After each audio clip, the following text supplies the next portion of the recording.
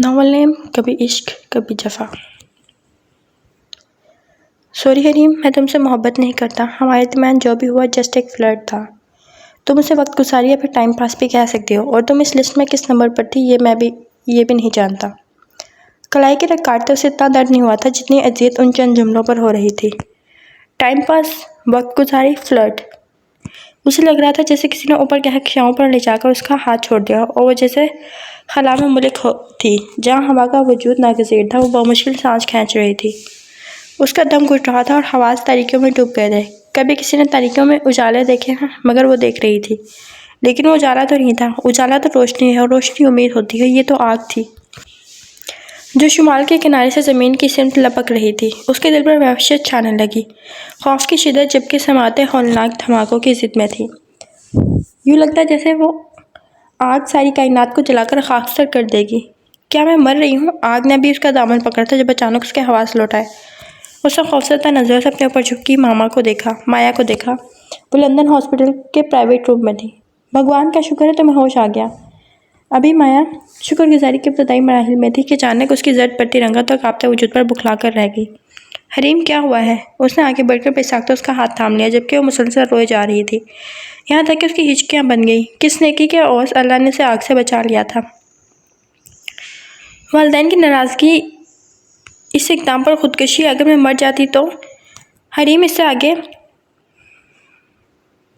का मंजर इस कदर वहशतनाक जिसकी हैबत और हौलनाकी अभी तक उसके दिल पर तारी थी।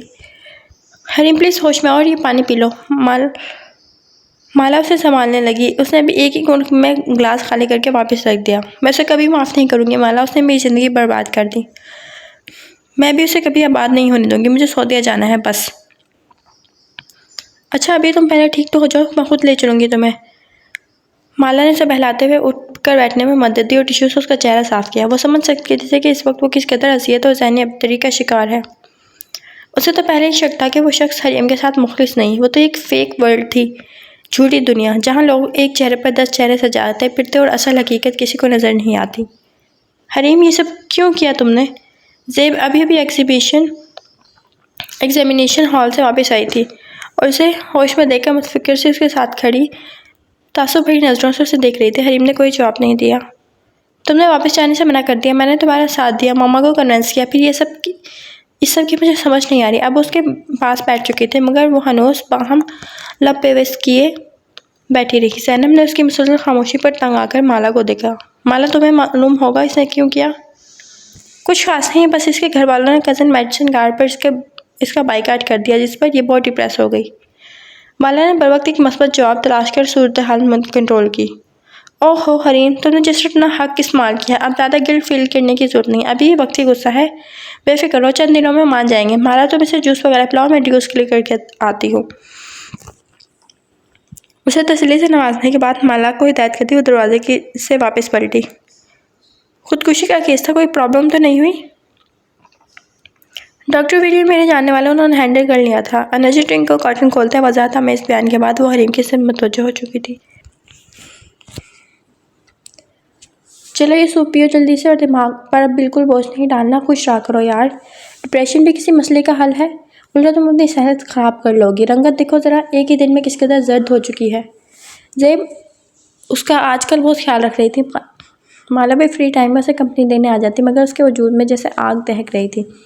दिल की जगह आतिश फिशां फट रहा था। क्या वो इतनी आसान थी कि उसे दिल बहलाने की खातिर इस्तेमाल किया जाता? अपनी तौहीन किसी सूरत वो बर्दाश्त नहीं कर पा रही थी। एतबार और मान टूटा था, लेकिन इसके साथ साथ सारे ख्वाब भी राख की ढेर हो गए। अयान को भी इतना ही दर्द हुआ होगा। आज अपने दिल पर उसे चोट लगी तो उसके साथ की गई बेवफाई का एहसास जाग उठा। तुम्हें मेरे दिल पर लगे एक ज़ख्म का हिसाब देना होगा। मैं तुम्हारी ज़िंदगी को जहन्नुम बना दूँगी। गम और गुस्से का आखिरी एहसास इस कदर हावी था कि उसके बस चलता तो सारी दुनिया को तहस नहस कर देती। ओवरकोट की पॉकेट में रखे सेलफोन के टुकड़े निकाल कर उसने कचरेदान में फेंक दिए। माला, वो जिस इटालियन कंपनी में जॉब करता है उसका मरकज़ी दफ्तर बर्मिंघम में है। हमें वहाँ से उसका मुकम्मल एड्रेस मिल सकता है। वैसे भी ज़ेब के एग्ज़ाम ख़त्म हो चुके हैं। वो अपने मामों के पास छुट्टियाँ गुजारने का प्लान बना रही है। मैं भी उसके साथ जाऊँगी। स्टोर से वापसी पर वॉक करते उसने माला को अपने लाहेमहल से आगाह किया तो वो रुककर तरन्नुम भरी नज़रों से उसे देखते हुए गोया हुई। अरे मेरी जान, क्यों खुद को थका रही हो? जो हुआ फॉरगेट इट। बहुत मुश्किल है माला। पलकों पर उमड़ आने वाली नमी को हरीम ने बमुश्किल आंसुओं में ढलने से रोका और तेजी से फर्स्ट फ्लोर की सीढ़ियां चढ़ गई। लेकिन अपार्टमेंट में कदम रखती उसकी नज़रों में जैसे ज़मीनों मकान घूम गए। खटके पर दोनों ने सर उठाकर मरकज़ी दरवाजे की सिम देखा तो ज़ेब के लबों पर इस्तकबाली मुस्कुराहट उमड़ आई, जबकि शहरोज़ उसे किसी हसीन यूनानी मूर्ति की मान दरवाजे में इस्तेलात देख बेसाख्ता उठ खड़ा हुआ।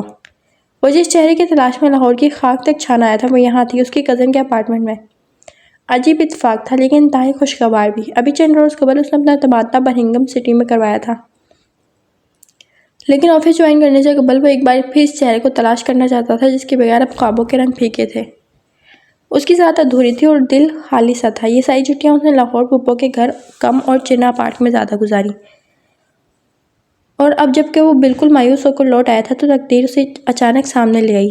उसे न जाने क्यों यकीन सा था कि वो मिलेगी ज़रूर, और अब उसे सामने देखकर एहसास हुआ कि उसकी यकीन लगन सच्चा ही था। क्या अल्लाह मुझ पर अभी भी इतना मेहरबान है, उसने एक बार मुझे फिर खबर होने से बचा लिया, वरना इस शख्स की तलाश में जाने कहाँ भटकना पड़ता। ज़िप कली से बेहद पुरजोश थी। अपने गज़न की भरपूर मर्दाना वजाहत पर ज़मीन और आसमान के खराबे मिलाए जा रहे थे। उसके लिए खासी डिशेस तैयार करवाई गई थी। इन सब के बरक्स अपनी ज़ाती तैयारी पर भी बहुत कॉन्शियस हो रही थी। मामू का इरादा मेरी और शहरोज़ के एंगेजमेंट का है। रात फ़ोन करके मम्मा ने मेरी मर्ज़ी दरियाफ्त की। वो फरीम, मैं क्या बताऊँ कि मैं कितनी खुश हूँ। वो इतना डैशिंग और चार्मिंग है कि बस बंदा देखता ही रह जाए। रात उसने किस कदर पुरजोश और वालहाना अंदाज में सब बताया और वो देखती रह गई। हरीम, वहाँ क्यों खड़ी हो? आओ ना, इनसे मिलो। मेरी कज़न शहरोज़ और ये मेरी दोस्त हरीम है। ज़ेब ने उसे बाज़ोस्ताहम का तारुफ करवाया। Nice to meet you.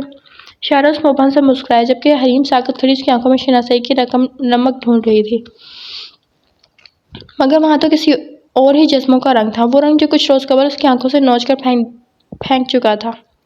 उसे जाने क्यों उसके चेहरे से उसे जाने क्यों लगा कि उसके चेहरे से वाकिफ़ है, नाम से अनजान, जबकि हकीकत तो उसके बरक्स थी। हरीम, तुम जल्दी से पैकिंग कर लो, शहरोज़ हमारे साथ ही जाएगा। काफ़ी के आखिरी घूंट भरते हुए ज़ेब ने दोनों मांग उठाए वो किचन में चली गई। Hareem, nice name. शहरोज़ तौसीफ़ी नज़रों से उसे देखते ही यूँ बोला जैसे ये नाम पहली बार सुना हो। वो एक सरसरी निगाह उस पर डाल के बेडरूम में चली आई, जबकि दिल इसके कदर ज़ोर से धड़क रहा था जैसे पसलियाँ दौड़ कर बाहर निकल आएगा। धड़कनों की बेख्तियारी से घबराकर उसने जल्दी से पैकिंग शुरू की। ज़ेब के 2 सूट केस तैयार पड़े थे, जिसका मतलब था वो अपनी पैकिंग कर चुकी है। अपना मुख्तसर सा सामान समेट कर वो जब बाहर आई तो ज़ेब डाइनिंग टेबल पर खाना लगा इसकी मुंतज़िर थी। आ जाओ भाई, तुम्हारे इंतज़ार में हमने खाना भी नहीं शुरू किया। इस कदर पजीराई माना कि वो बहुत खुश अखलाक, मिलनसार और पुरखुलूस लड़की थी, मगर हरीम नहीं चाहती थी कि अब उसका इस कदर ख्याल करे। क्या मैं इतनी खुदगर्ज और बेहिस हो चुकी हूँ? प्लेट में खाली चम्मच चलाते हरीम ने ज़ेब को देखा। खुशी तनक रंगों में ढलकर उसके चेहरे पर बिखरी हुई थी, आंखों में शौकी, लबों पे शर्मिंदगी का तबस्सुम। वो कितने इसरार से उसकी प्लेट में हर 2 मिनट बाद कुछ न कुछ डाले जा रही थी, मगर शहरोज़ ज़ेब की बजाय उसकी सिमत मुतवज्जो था। पुशोक निगाहों में अनकहे जिस्मों की आंच थी। हरीम का दिल सुलगने लगा। वो इतनी हसीन थी कि कोई भी उसे देखकर पहली नज़र की मोहब्बत का शिकार हो सकता था, मगर उसके अंदाज बताते थे जैसे वो बरसों से उसके हुस्न का असीर हो। लतालगी का मुजाहरा करते उसने अपनी तमाम तवज्जो खाने की जानिब मबज़ूल की। वो किस खुशफ़हमी का शिकार नहीं होना चाहती थी। एक बार का तजुर्बा काफ़ी था। मैं इसे जितना इग्नोर करूँ मेरे फेवर में इतना ही अच्छा है। बड़ा गरूर है ना इसे अपनी शानदार मर्दाना वजाहत पर। भला नज़रअंदाज होना कहाँ गवारा करेगा। खाना तो बहुत टेस्टी है। तुम इतनी अच्छी कुक नहीं हो सकती। मशरूम्स वाला पास्ता, बिरयानी और मटन कबाब के बाद अब शाही टुकड़ों से मुकम्मल इंसाफ करते शहरोज़ ने ज़ेब को देखा तो वो हरीम की सिमत इशारा करते बोली, ये सब इन मोहतरमा का कमाल है। ज़ेब में माला से मिल गई। नैपकिन से हाथ साफ करने के बाद हरीम कुर्सी घसीट कर उठ खड़ी हुई। ज़ेब उसके इंतहाई संजीदगी को साबका हालात का तकाजा समझती खामोश रही, जबकि शहरोज़ को उसका बेनियाजी वाला अंदाज अच्छा लगा। वो परियों से आन-बान वाली लड़की ऐसा ही शाहाना मजाज डिज़र्व करती थी। माला से मिलकर वो वापस आई तो ज़ेब अपार्टमेंट लॉक कर रही थी। शहरोज़ पार्किंग से गाड़ी निकाल चुका था। हरीम ने आगे झुककर अपना बैग उठाया और दोनों बातें करते लिफ्ट में दाखिल हुई। तुम्हें शहरोज़ कैसा लगा? ज़ेब को जानने की बेताबी थी। ठीक है, हरीम लापरवाही से बोली तो ज़ेब का सदमे से बुरा हाल हो गया। बस ठीक। सन ग्लासेस आंखों में टिकाते हुए लिफ्ट से निकल आई तो ज़ेब उसकी पुश्त को घूरते बुड़बुड़ाई। क्या अब क्या इतनी भी खुद पसंदी अच्छी नहीं? तुम क्या जानो मुझे किस कदर नफरत है उस शख्स से। अपने अंदर उठता है बाल को मुश्किल जब्त करते हुए गाड़ी तक आई तो ज़ेब को फ्रंट डोर खोलते देख उसे कुछ याद आ गया। जब मैं लंदन आऊँगा तो तुम्हें अपनी सारी गाड़ियों में घुमाऊंगा। आई विश तुम मेरे साथ फ्रंट पर बैठोगी। हरीम की स्मारतें सुलगने लगी। बस नहीं चल रहा था हंसते हुए शख्स का मुंह नोच ले, उसका हुलिया बिगाड़ दे, वो अशर करे कि लोग उसके खूबसूरत चेहरे से नफरत करने लगे। मगर अफसोस उसे भयानक अंजाम से दो चार करने के लिए अभी जब्त के कड़े मराहिल बाकी थे। अयान भी मेरे मुतालिक यही सोचता होगा। अगला ख्याल उसे अंदर तक झंझोड़ गया। मुझे उस शख्स के साथ खुद से भी नफरत करनी चाहिए। मैं भी तो खुदगर्ज हूँ, बेवफा और मतलब पर इस निगली अजियत जो मेरे हिस्से में आई है वो भी तो सह रहा होगा। हरीम कुछ खाओगी? शहरोज से बातें करते अचानक घंटा भर से खामोश बैठी हरीम का उसे ख्याल आया तो शहरोज ने बैक मिरर उस पर टिका दिया। हरीम अच्छी खासी जूसपुर हुई। नहीं, लेकिन इनकार के बावजूद शहरोज ने रास्ते से उन्हें बर्गर, कोल्ड ड्रिंक और चिप्स वगैरह लेकर दी और इसके अलावा वो एक ज्वेलरी शॉप पर भी रुका। ज़ेब ने उसे पूछा कि वो क्या लाएगा, मगर वो खूबसूरती से टाल गया। तुम बोर तो नहीं हो रही? वो सीट की पुष्ट पर हाथ रखे मुकम्मल तौर पर हरीम की सिर्फ मुतवज्जो थी। हरीम ने नफीमा से हिलाया। इस वक्त उसका कोई बात करने का दिल नहीं था। और मैं तुम्हें बोर होने भी नहीं दूंगी। देखना ये दिन तुम्हारी जिंदगी का सबसे यादगार दिन होंगे। तुम इंजॉय करोगी। ज़ेब यादगार पर जोर देते पूरे शौक से बोली। दिन तो ये तुम्हारे यादगार होंगे। मुझसे इतनी मोहब्बत ना करो कि मेरे लिए तुम्हारी नफरत बहुत मुश्किल हो जाए। सीट की पुश्त से सर टिकाते हरीम ने आंखें मोड़ ली। जहन मुख्तलिफ सोचों की अमाज का बना हुआ था। ये क्या मैं पुसमर्दा सी बैठी हूँ? ऐसा सोगवार रोता बसोता चेहरा, इसे भला खराक अच्छा लगेगा? लेकिन नहीं, असरार में तो खोज होती है। उसकी आंखों में पसंदीदगी के रंग नहीं, किसी जुनून का अक्षर मिलाता है। मुझे इस मकाम पर मात नहीं होगी। घर आने तक वो अपना माइंड अच्छा खासा मेकओवर कर चुकी थी। शहरोज रास्ता भर बैक मिरर्स में उसे देखते हुए आया था। पूरे सफ़र में वो महज 2 बार बोली थी, जबकि उसका बार बार दिल चाहा कि उसे मुखातिब करे, मगर उसके संजीदा रवैये और स्पार्ट अंदाज में किसी किस्म की से पेशकदमी से बाज रखा। वो अपनी तस्वीर से भी ज़्यादा हसीन और दिलकश थी। सोगवारियत में ढला उसका नौखेज पैकर किताबी चेहरा, गोरी रंगत, हेजल ग्रीन आंखें, सियाह सिल्की बाल और शंगुर्फी लगभों के कोने में चमकता हुआ स्याह तिल। परोकार चाल के साथ वो जब उसके पास से गुजरी तो ऐसा लगा जैसे बरहमिंगम का मौसम महक उठा हो। वो उसके घर में थी। ये ख्याल ही किस कदर मुसर्रत आमेज था।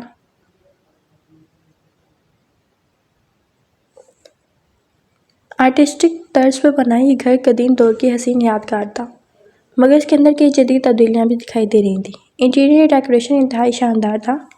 लाउंज के इंटरेस्ट पर मुगलिया नेचर्स की हामिल बड़ी खूबसूरत सी मूर्तियाँ खड़ी थी। अंदर का नक्शा किसी टीवी ड्रामे के सेट से कम नहीं था। बाहर पोर्च में 3 गाड़ियाँ थीं। क्या ये सब पाने के बाद मुझे फिर से सब खोना होगा? इस ख्याल पर थोड़ा कमज़ोर पड़ी, लेकिन दिमाग ने उसकी एक ना सुनी। मैंने सारी ख्वाहिशें दिल के अंदर दफन कर दी हैं और अब उसे भी रोज़ इस कब्र पर अपने नाकाम हसरतों का दीप जलाना होगा। आप आइए, मैं आपको गेस्ट रूम तक छोड़ाऊँ। शहरोज उसके कब से बोला। ज़ेब तो राहदारी से गुजरते जाने किस मोड़ पर गायब हो चुकी थी। हरीम ने मध्यम से मुस्कुराते उसकी मुहित में कदम उठाए। आप यहाँ आराम करें, किसी चीज़ की जरूरत हो तो ये बेल बजा दीजिएगा, फिर मुलाकात होगी। दरवाजे पर रुककर शहरोज ने चंद फॉर्मल जुमले अदा किए और वापस मुड़ गया। नरम कर बिस्तर में घुसते ही हरीम जी भर कर सोई। मगरिब के करीब आंख खुली तो कमरा तारीकियों में डूबा हुआ था। उसने उठकर लाइट्स ऑन की, फिर मुंह धो कर अपना हुलिया दुरुस्त करते बाहर निकल आई। राहदारी सीधे लाउंज की सिम जाती थी, जहाँ इस वक्त घर के तमाम अफराद ग्रीन टी के साथ खुशगपियों में लुत्फानंदोज हो रहे थे। आरफा बेगम सोफे पर बैठी थी और शहरोज उनकी गोद में सर रख के नीचे कारपेट पर बैठा हुआ था। मोहब्बत के इस प्यार भरे मुजाहिरे ने उसके अंदर चिंगारियाँ भर दी। जब से हरीम का दिल के कशकोल इन सुकून से खाली हुआ था, इस वक्त उसका दिल चाहता कि वो उस शख्स से भी हर चीज़ छीन ले, हर रिश्ता छीन ले। मैं वो दीमकू शहरोज जो तुम्हारे वजूद को खोखला कर देगी। कसम से इतनी मोहब्बत करूंगी कि तुम मेरे सिवा सारी दुनिया को भूल जाओगे और फिर मैं तुम्हें छोड़ दूंगी। वो खेल जो तुमने मेरे साथ खेला था, अब इस खेल के सारे मोहरे मेरे हाथ में हैं। अरे आओ हरीम। ज़ेब उसे हाथ आते अपनी उठ खड़ी हुई। मामो, आप तो इनसे मिल चुके हैं। हुमानी जान, ये मेरी दोस्त हरीम है और हरीम ये मेरी स्वीट मुमानी है और ये महरूस है। शहरोज से छोटे और इतने ही खोटे। नाज सुकेरतस ने जिस अदा से कहा उसका बेसाख्ता कहकर उबल पड़ा। अलबत्ता महरोज ने खूब करे तेवरों से घूरा। हरीम सबको मुश्तरका सलाम करने के बाद ज़ेब के करीब बैठ गई। शहरोज़ ने अपने सामने रखा ग्रीन टी का कप उसकी सामने बढ़ाया तो सबकी नजरें उस पर जम गई। मैं और बना लाती हूँ, ज़ेब ने उठते हुए कहा। इट्स ओके, मेरा वैसे भी मूड नहीं था। शहरोज़ लापरवाही से बोला तो हरीम ने काफ़ी हिचकिचाहट के बाद कप थाम लिया।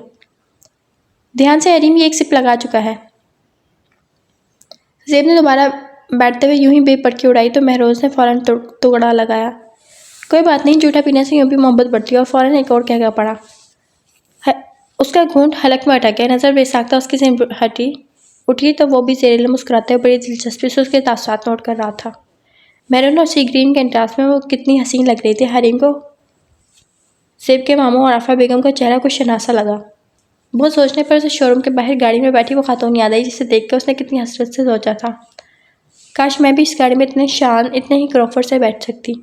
और अब वो उनके घर में मौजूद थी, उनकी गाड़ियों में घूम रही थी और बहुत जल्द इस घर की मालकिन भी बन जाना था उसने।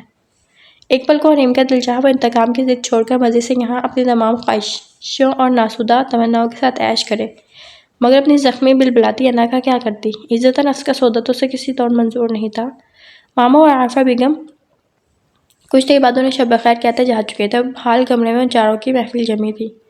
ज़ेब बर्मिंघम घूमने की फरमाइश कर रही थी और महरूज़ ने हाथ उठाकर कह दिया, जावेद मैं बन जाऊँगा लेकिन लंच तुम्हारी तरफ से होगा। शर्म करो, मेहमान हो तुम्हारी। ज़ेब ने आंखें दिखाई। हाँ, लेकिन तुम्हारी मेज़बानी पर मुझे कोई तमगा नहीं मिलने वाला जो मैं अपनी जेब का कबाड़ा करूँ। हाँ, अगर गर्लफ्रेंड होती तो और बात थी। आंखें मटकाते महरोज़ ने जिस कदर मायूसी से कहा था, ज़ेब ने कुशन उठाकर उसके मुंह पर दे मारा। बहुत कमीने हो। टॉस कर लेते हैं। शहरोज़ ने आसान हल निकाला। नहीं, ये मेरे साथ बेतबाजी का मुकाबला करेगा। ज़ेब ने तो अपनी जानिब से खूब आ घेरा, मगर महरोज़ भी खबासे से मुस्कुराते वापस बैठ गया। चूँकि मैं जानता था आप मेरी दुखती रग पर हाथ ज़रूर रखेंगी, तो इस बार मैं खूब तैयारी के साथ मैदान में उतरा हूँ। बशर्ते कि पहला शेर हरीम सुनाएंगी। तुम मुझे ये में अटका देती हो। टेबल पर रखे अखबार का रोल बनाकर उसने इंतहाई एहतराम के साथ माइक की सूरत हरीम के सामने किया तो उसकी बिद्दत की फरमाइश पर कदरे सटपट आ गई। मुझे कोई शेर नहीं आता। हरीम ने साफ माजरत की। ये क्या बात हुई, कुछ तो आता होगा। ज़ेब मानने को तैयार नहीं थी। महरोज़ का इसरार भी बढ़ गया। अलबत्ता शहरोज़ खामोश बैठा गहरी पुरशौक नज़रों से उसे देख रहा था। उम्मीद ना रखना किसी से सच्चे प्यार की साकी, बड़े प्यार से धोखा देते हैं शिद्दत से चाहने वाले। देख लो, ये आ गई है। ज़ेब ने तालियां बजाते महरोज़ को चिढ़ाया और फिर से उससे मुखातिब हुई। तुमने तो अभी तक खाना नहीं खाया। असल में तुम्हें मैं 2 बार बुलाने गई थी लेकिन सॉरी थी। शहरोज़ तुम इसे किचन दिखाओ, मैं ज़रा इससे निमट लूँ। शहरोज़ उस शेर के सियाको सबाक में उलझा हुआ था, चौंक कर उठ खड़ा हुआ। आइए। हरीम को भूख तो नहीं थी मगर फिर किसी ख्याल के तहत उसके साथ चली गई। शहरोज़ ने खुद माइक्रोवेव में उसके लिए खाना गर्म किया। हरीम किचन में रखी 4 कुर्सियों वाली मेज़ पर बैठी उसे काम करते देख रही थी। बस इतना ही काफ़ी है। चिकन, पास्ता, बिरयानी और बादाम का हलवा गर्म करने के बाद अब वो शामी कबाब वाली डिश उठा रहा था जब उस हरीम ने टोक दिया। मगर शहरोज़ अनसुनी किए सलीके से तमाम तर डिशेस टेबल पर मुंतकिल की। मैडम, और कुछ? शहरोज़ अब अच्छे वेटर की मांद इस्तफसार कर रहा था। हरीम बड़ी मुश्किल से मुस्कुराते हुए शाने बेनियाजी से बोली, और आप? जी? शहरोज़ ने सवालिया नज़रें उठाई। आप मेरे साथ नहीं देंगे? आरज़ों पर झुकी रेशमी पलकों की छालें उठी तो यूं लगा जैसे पानी में चिराग चल उठे हों। हेज़ल ग्रीन आंखों का कांच हीरे की मांद दमक रहा था। आपका साथ तो मेरे लिए एजाज़ का बाइस है। ज़ुबानी लहजे में कहते शहरोज़ के मुकाबिल बैठ गया। हरीम उसके यूं देखने पर कुछ सिमट सी गई। मर्द हार भी जाए तो नुकसान औरत का ही होता है। कोई उसकी समातों में बोला। कौन? शायद उसका वजदान।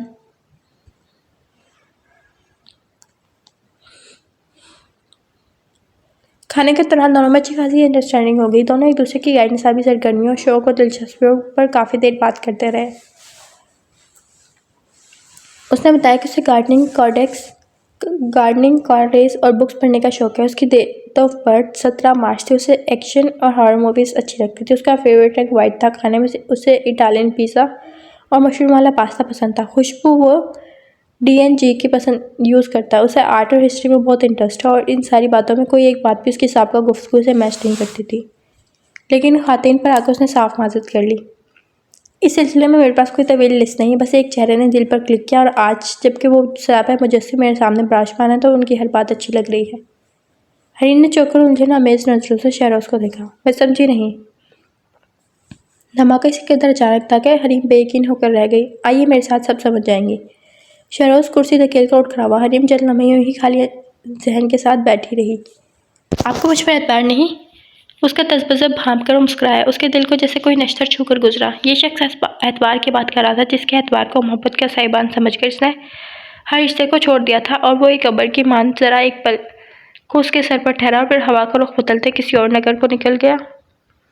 मैं किस चलते सहरा में तन्हा खड़ी हूँ। तुमने कभी पलट कर नहीं देखा कि वहाँ कितनी धूप थी, कितनी वहशत, कैसा करब, कैसी अजीज थी। तुम्हें भी इस मकाम पर ले जाकर तन्हा छोड़ूंगी। शहरोज के तकाब को मैं सीढ़ियाँ चढ़कर ऊपर आई था। वो अपने बेडरूम का दरवाजा खोले से अंधेर आने की दावत दे रहा था।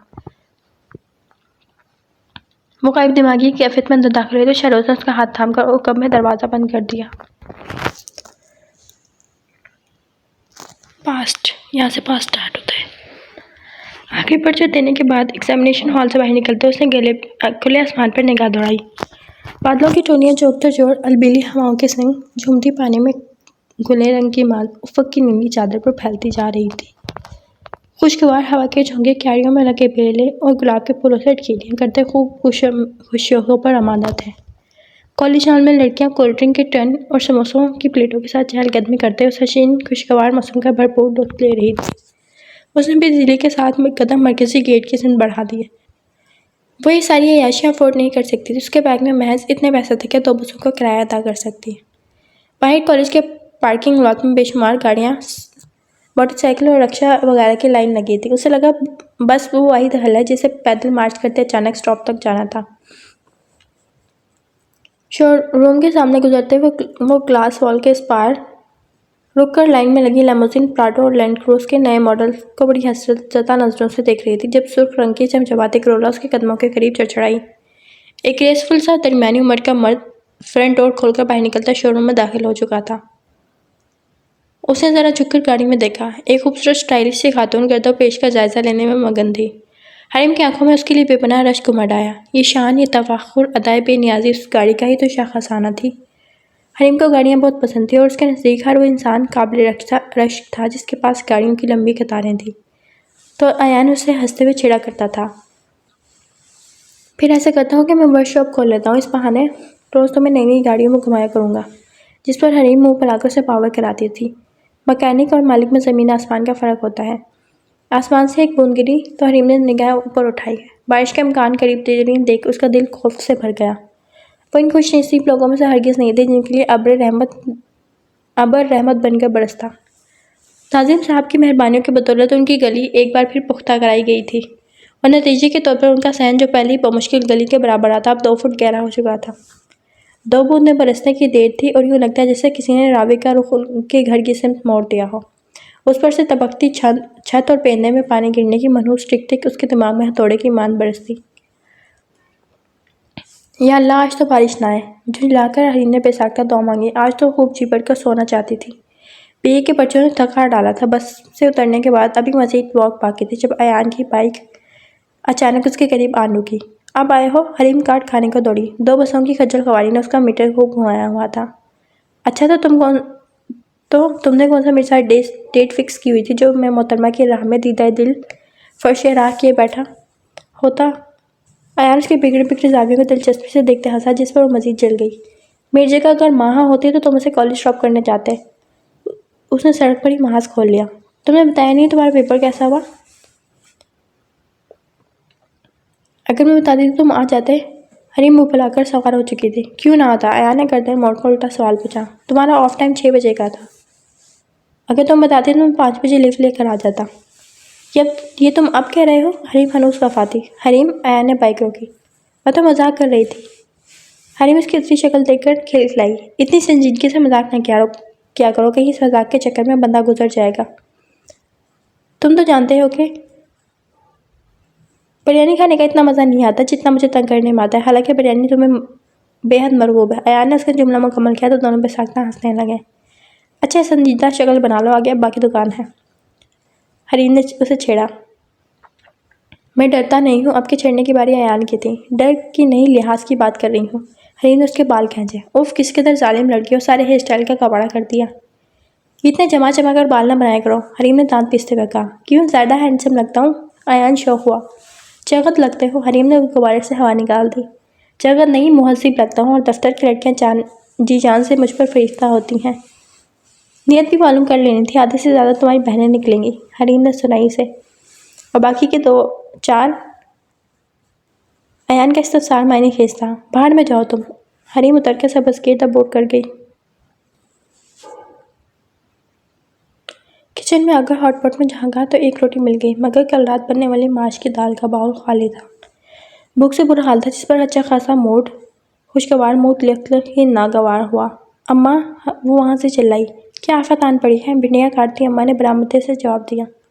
सुबह से भूखी हूँ, किसी ने इतना ख्याल ना किया कि थोड़ा सालन ही रख दे। बस सबको अपने पेट का दोजख भरने की फिक्र होती है। किचन के दरवाजे में आकर वो शर्बार नजरों से हुर्मत को घूरते हुए बोली, हाँ देख बना कर रखी थी ना तुमने, जो तीसरे पैर तक चलती। हुर्मत से ये इल्ज़ाम बर्दाश्त नहीं हुआ। वो तो खुद अचार से काम चलाकर बैठी थी और अच्छी खासी तपी भी थी। इतने नसीब कहाँ के देगे पकाए। वो बावाज़ बुड़बड़ाई, जो अम्मा को खासा नागवार गुजरा। अरे खुदा का शुक्र करो कि 2 वक्त की इज्जत से रोटी दे रहा है। इज्जत। हरीम नखों से सर झटकते दोबारा किचन में गरूब हो गई। गुर्बत में भी भला कोई इज्जत है? बर्तन खंगालने के बाद एक अंडा दरियाफ्त हो चुका था। वो प्याज काट कर वापस पलटी तो अंडा गायब था। मुर्गियों को रोज़ में रोटी भिगोकर डालता हूँ, उसका पिंजरा भी मैं साफ़ करता हूँ, तो ये अंडा भी मैंने 3 दिन से छुपा कर रखा था। हुमायूं ने दरवाजे की ओर से इतला दी और छपाक से गायब। हरीम ने रेक के सारे बर्तन हाथ मार कर गिरा दिया और सरता पैर चादर तान कर लेट के गुस्सा था कि कम होने का नाम नहीं ले रहा था। सब्र कर लो, ज़रा देर अभी भिंडियाँ चढ़ाने लगी हूँ, अम्मा ने इतला दी। लेकिन अंडे से ज़्यादा गुस्सा तो उसे भिंडियों का था। थाल देख कर आया था जो सामने वालों ने अपने सहन की एक जानिब लगाई हुई थी और अम्मा को हर दूसरे दिन मुफ्त में मिल जाती।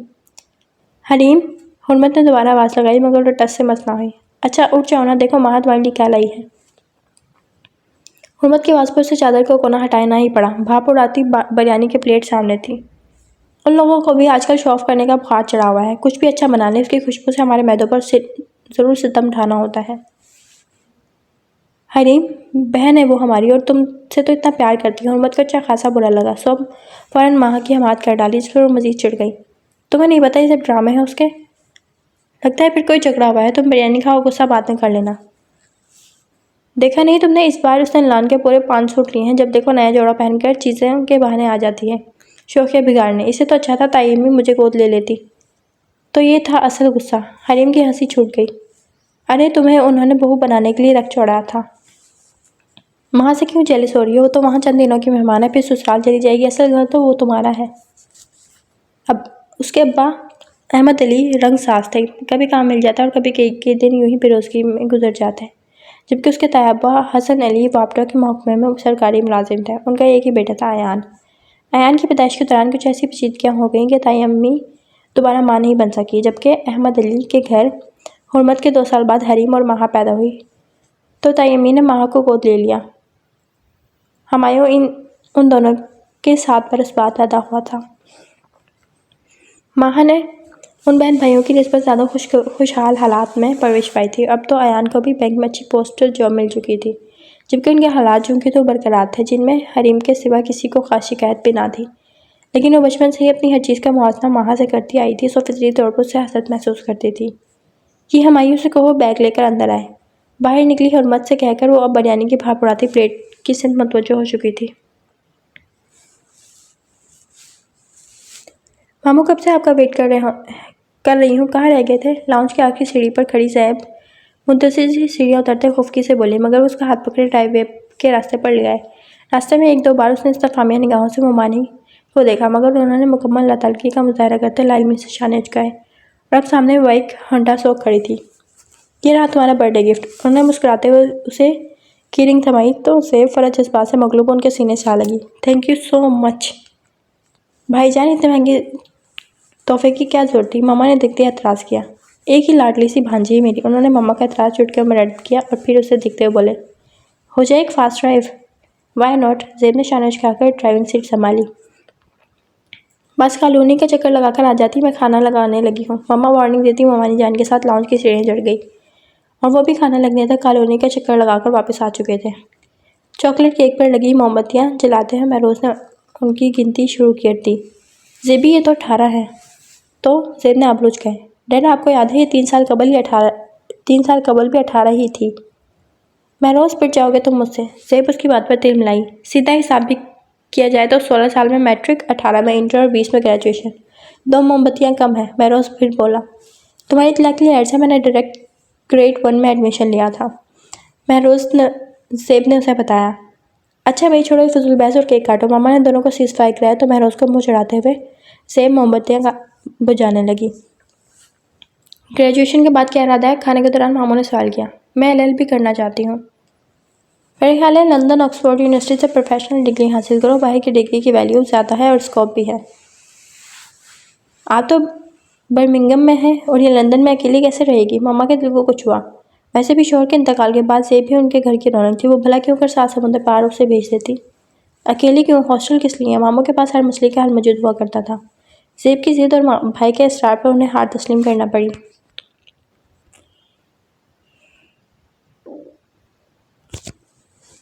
अगले रोज़ मामू की फ़्लाइट थी। उन्हें सी ऑफ करने के बाद मामा अपनी मोंटेसरी स्कूल चली गई और उसका इरादा लंबी तान का सोने का था, मगर PDCL की मतवातर बजती घंटियों पर मुतवज्जो होना पड़ा। हेलो, मुझे माई रोकते बोली। यार क्यों मेरी मम्मा और डैडी पर कब्जा जमाए बैठी हो? उन्हें रिटर्न टिकट थमाकर जहाज़ में बिठा दो, मैं एक हफ्ता उनके साथ गुजारना चाहता हूँ। दूसरी जानिब वो नॉन स्टॉप शुरू हो चुका था। ज़ेब एक हफ्ते पर चौंक गई। क्यों? एक हफ्ते बाद तुम मरने वाले हो? उसने कहकर बेसाख्ता जुबान दांतों तले दबाई। तो और क्या, इटालियन कंपनी में जॉब मिली है। अब MD साहब मुझे दूसरी ब्रांच में ट्रांसफ़र कर रहे हैं।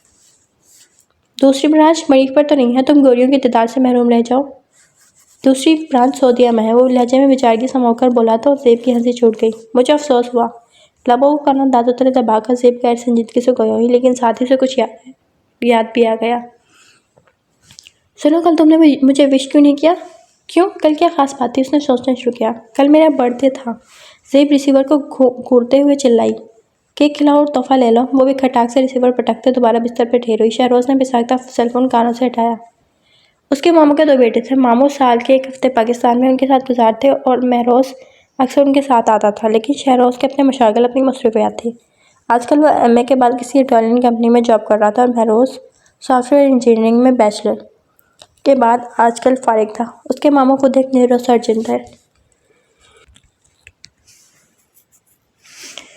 बड़ेपा के घर दाखिल होते ही लाउंज में उसका पहला सामना माहा से हुआ, जो कि दिन के 11 बजे नाश्ता करने में मसरूफ़ थी। हरीम ने मेज़ पर सजे लवाज़मात पर निगाह दौड़ाई। ब्रेड, अंडा, जैम, मायोनीज़, केचप, शामी और ऑरेंज जूस। कितने थाट थे उसके, जबकि वो आज फिर भिंडियों के साथ सूखी रोटी के चने वाले खाकर आई थी। घी खत्म हो चुका था और अब आजकल फिर से बेरोज़गार थे। नाश्ता कर लो, माँ ने पुरखुलौस ऑफ़र की। नहीं शुक्रिया, मैं कर चुकी हूँ। सोफ़े पर बैठते उसने अखबार अपने सामने फैलाया। वो आई भी अखबार देखने थी। सोचा था फ्रागा से अच्छा है कोई जॉब कर ले। जल्दी से अपनी मतलूबा वैकेंसी मिल गई। एक फैक्ट्री में एडमिन ऑफिसर की ज़रूरत थी। एड्रेस नोट करने के बाद उसने अखबार वापस रख दिया। तब तक माँ भी नाश्ता कर चुके थे और बर्तन उठा रही थी। जब उसकी निगाह नए ज़ेबतन किए खूबसूरत रंगों और डिज़ाइन से मुज़य्यन क्लासिक लॉन के सूट से टकराई तो एक नए ख्याल के तहत उसने माँ को पुकारा। तुमने मुझसे कुछ कहा? वो चौंकी। नहीं, तुम्हारे भूत से। उसकी एक्टिंग पर अच्छी खासी हुज्जत हुई। मैंने समझा मोहतरमा महज अखबार से मुलाकात करने आई हैं। आपकी बार माँ का लहजा तंज़ था। हरीम के लबों पर मुस्कुराहट बिखर गई। मुझे इंटरव्यू के लिए जाना है, तुम्हारा ये वाला सूट पहन जाऊँ? उसकी वार्डरोब, परफ्यूम, ज्वेलरी, मेकअप वगैरह हमेशा ही बड़े इस्तेहाक से इस्तेमाल करती। माँ ने एक नज़र अपने नए सूट को देखा और फिर इस बात में सर हिलाते बोली, ठीक है मैं धोकर इस्त्री कर दूंगी, लेकिन तुम जॉब करना चाहती हो? हाँ, बस दुआ करना मेरा सिलेक्शन हो जाए। आखिर खानदान भर की इकलौती ग्रेजुएट हूँ। अब इतनी तालीम चूल्हे में झोंकने के लिए हासिल नहीं की। फ़खर या कॉलर खड़े करते हरीम ने अखबार का रोल बनाया और उसके सर पर मारते उठ खड़ी हुई। दरअसल ये भी उस पर एक भरपूर तरह का तंज था, क्योंकि वहाँ FA के बाद कुकिंग क्लासेस ले रही तो तालीम के सिलसिले को उसने खैराबाद कह दिया था। वो घर आई तो अम्मा को आंटी शिजिया के साथ बातों में मशगूल पाता सलाम झाड़कर उसने फ़ौरन किचन का रुख किया और अंदाज़े के आइन मुताबिक शेल्फ पर पड़ा पाइनएप्पल का केक का डब्बा नज़र भी आ गया। सिसिया आंटी उसके अब्बू की फ़र्स्ट कज़न थी। उनके शोहर का खूब चलता हुआ कारोबार था। एक ही बेटा था, फैसल। वो खुद अगरचे काबिल रश्क सेहत की मालिक थे, मगर वहम की मरीज़ा भी थी। आए रोज़ उन्हें मुख्तलिफ बीमारियों के वहम सताते थे। आजकल ये वहम लाक था कि बकौल उनके रिश्तेदारों ने कोई तावीज़ वगैरह कर दी है या फिर किसी जादू टोने का चक्कर है और उन्हें सरदर्द रहने लगा। इसी वजह से वो रोज़ उनके यहाँ क़याम करने आती ताकि अंदाज़ा हो सके जादू उनके घर पर हुआ है या खुद उन पर। लेकिन कुछ भी हो, हरीम के लिए उनकी आमद बेहद खुशगवार हुआ करती, क्योंकि उनकी तबीयत बेहद चटोरी थी। कभी उन्हें गोलगप्पे मंगवा कर खिलाती थी, तो कभी आइसक्रीम, बर्गर, पिज़्ज़ा वगैरह। और फिर जाने से कबल 1000 का नोट ज़बरदस्ती हरीम को थमाना नहीं बोलती। लेकिन इन सब के साथ साथ उनके नखरे भी खूब थे, जो कि हुर्मत खुशी उठाया करती थी। अब भी पहले उसने केक के साथ चाय सर्व की, लेकिन साथ ही उसका मूड बदल गया। इतनी गर्मी में चाय तो रहने दो, मिल्कशेक बनाकर लाओ क्रीम वाला। वैसे हुर्मत आंटी, आजकल लड़कियां देख रही हैं फैसल भाई के लिए, कैसा हो अगर वो तुम्हें अपनी बहू बना ले। केक के साथ इंसाफ करते। उसने चटकला छोड़ा तो हुर्मत ने पहले प्लेट को घूरा, फिर हॉटपॉट के ऊपर था वेडिंग कार्ड उठाकर उसके सामने रख दिया। तुम्हारी इत्तला के लिए अरसों ने लड़की मिल चुकी है। और हरीम केक खिलाना भूल गई। तो क्या ये सब मेरा वहम था? उसने अक्सर एक अनकही सी दोनों की रोशन आंखों में बोलते हुए देखी थी। जब भी वो आंटी को लेने आया तो हुर्मत के हाथ की चाय जरूर पी कर जाता, और अब बेदिली से सोचता हरीम ने कार्ड वापस पटक दिया। 2 बेडरूम के फ्लैट को नाखुदाना नजरों से देखते उसने अपना सामान सेट करना शुरू किया। सूटकेस में था ही क्या, चंद सूट, कुछ किताबें और एक पेंटिंग। वो पेंटिंग उसने लंदन की मशहूर आर्ट गैलरी से खरीदी थी, और हर जगह वो उस पेंटिंग को अपने साथ रखता था। यहाँ तक कि पिछले दिनों वो अपने दोस्तों के साथ पेरिस ट्रिप पर गया था, और तब भी पेंटिंग उसके साथ थी। इस पेंटिंग में एक चेहरा था, और वो चेहरा उसका इश्क था। उसे आज भी याद था, वो आर्ट गैलरी में मुख्तलिफ पोर्ट्रेट देखते उस तस्वीर के सामने आकर चौंक गया था। फिर उसने एक अजीब हरकत की थी। वो आर्ट गैलरी से निकलकर अपनी गाड़ी तक आया और डैशबोर्ड पर रखा मिरर उठाकर वापस गैलरी में चला आया, और उस मिरर को तस्वीर के साथ रख दिया। अब वो तस्वीर में पेंट किया गया चेहरा और अपना चेहरा एक साथ देख सकता था, मगर वो फैसला नहीं कर पा रहा था कि 2 चेहरों में कौन सा चेहरा ज़्यादा खूबसूरत है। ये सवाल उसने वहाँ खड़े चंद लोगों से भी किया। कुछ जवाब में महज मुस्कुरा दिया, और कुछ ने दोनों को सेम मार्क्स दिए, और कुछ ऐसे थे जो उलझ गए और फैसला मुश्किल हो गया। ये पेंटिंग उसने अपने बेडरूम के बिल्कुल फ्रंट वाली दीवार पर लगाई, और उठते सोते जागते आते जाते कभी बेख्याली में उस पेंटिंग को देखा करता था। और अब तो उसकी आदत हो गई थी, जैसे उसके लिए कोई नागज़ीर शे हो, लेकिन उसके घर वाले इस किस्से के मुतालिक हनूज़ नाइल्म थे। वो कभी कोई उसके बेडरूम में आता भी ना था। शहरोज़, मैं खाना ले आया हूँ, आ जाओ तुम भी। माइक की आवाज़ पर जल्दी जल्दी सारा सामान समेट कर बाहर निकल आया। माइक से उसकी मुलाकात आज ही हुई थी, वो फ्लैट में उसके साथ ही था। विजिटिंग रूमर्स के अलावा 11 लड़कियां मौजूद थीं, जो तालीमी काबिलियत और तजुर्बे में उससे कहीं ज़्यादा थी। उसे लगा वो यहाँ 3 घंटे बैठ कर महज अपना वक्त ज़ाया करेगी, सो दफ्तर से बाहर निकल आई। रास्ते में किड्स अकेडमी के साइन बोर्ड पर उसकी नज़र पड़ी, तो उसने यहाँ किस्मत आजमाई का सोचा। गार्ड उसे ऑफिस का रास्ता दिखाकर खुद वापस गेट पर जा चुका था। क्लास डोर पर नॉक करने के बाद इजाज़त लेकर अंदर दाखिल हुई। मम्मा, आपको बता रही हूँ कि मुझे हॉस्टल में नहीं रहना। डिसिप्लिन, रूटीन लाइफ बहुत बोरिंग होती है। वो लड़की शायद मैम की बेटी थी। दोनों माँ बेटी में खूब बहस हो रही थी। वो मैम के इशारे पर चेयर पर बैठ गई, लेकिन अभी उनके शायद उनकी जानिब मतवज्जो होने का इरादा ना था। ऑफिस का इंटीरियर शानदार था। वो दोनों की मुकालमाबाजी से लाताल्लुक दीवारों पर लगी क्लासिकल पेंटिंग का जायजा लेने में मगन थी। अपार्टमेंट में रहने की इजाज़त एक सूरत में मिलेगी, अगर तुम रहमत बुआ को साथ ले जाओ। रिफत आरा का लहजा अब की बार कतई हो चुका था। मम्मा, आप समझती क्यों नहीं? मुझे और लोगों की कंपनी नहीं पसंद, वो चाकर बोली। लेकिन रिफत आरा अपनी जानिब से बहस समेट कर अब हरीम की सिमत मुतवज्जो हो चुकी थी। जी फरमाइए, मैं जॉब के लिए आई हूँ। हरीम अपनी सीवी टेबल पर रख के शाइस्तगी से गोया हुई थी। ज़ेब ने कुछ निगाह उस पर डाली, और फिर गोया पलक के झपकना भूल गई। वो खूबसूरत नहीं, बेतहाशा खूबसूरत थी। इस वक्त तो कोई वैकेंसी खाली नहीं, जब जरूरत होगी तो आपसे रब्ता करेंगे। वही प्रोफेशनल सा जॉब। उसके चेहरे पर मायूसी उतर आई। वो उठने का इरादा कर रही थी, जब ज़ैब के इस्तफसार पर वो ठिठक कर रुक गई। आप मेरे साथ लंदन चलेंगी? जी। उसका अंदाज़ इस्तफामिया था। सैलरी आपकी मर्जी की होगी, और काम भी कुछ ज़्यादा नहीं। अपार्टमेंट की सफाई, खाना वगैरह बनाना और मेरा ख्याल रखना। तो गोया उसे हाउस मेड की जॉब ऑफर कर रही थी। हरीम का चेहरा तौहीन के बाई सुर्ख हो गया, और बगैर कोई जवाब दिए उठाई। रास्ते पर उसका मूड बेहद ख़राब रहा। घर आने के बाद वो खाना खाए बगैर सो गई, और फिर उसकी आवाज़ हुर्मत की दबी दबी सिसकियों पर खुली। वो बिस्तर से उतर कर उसके पास चली आई। क्यों रो रही हो? नहीं तो। हुर्मत आंसू साफ करते उठ गई। हरीम ने उसका बाजू खींच कर वापस बिठाया। मुझे नहीं बताओगी? अम्मा मेरी शादी का सोच रही हैं। वो मोटर मैकेनिक। हरीम ने तो सुनते ही हंगामा कर दिया। तनफन करती अम्मा के सर पर पहुंची। हुर्मत की पसंद वो जानती थी। फैसल ना सही, लेकिन कोई उसके म्यार का भी तो हो।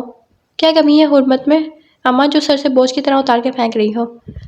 मैं किसी भी सूरत हुर्मत की शादी उस जगह नहीं होने दूंगी। वो खूबसूरत है, पढ़ी लिखी है, हुनरमंद, सलीका शार, महज़िब, सुलझी हुई, बाकरदार।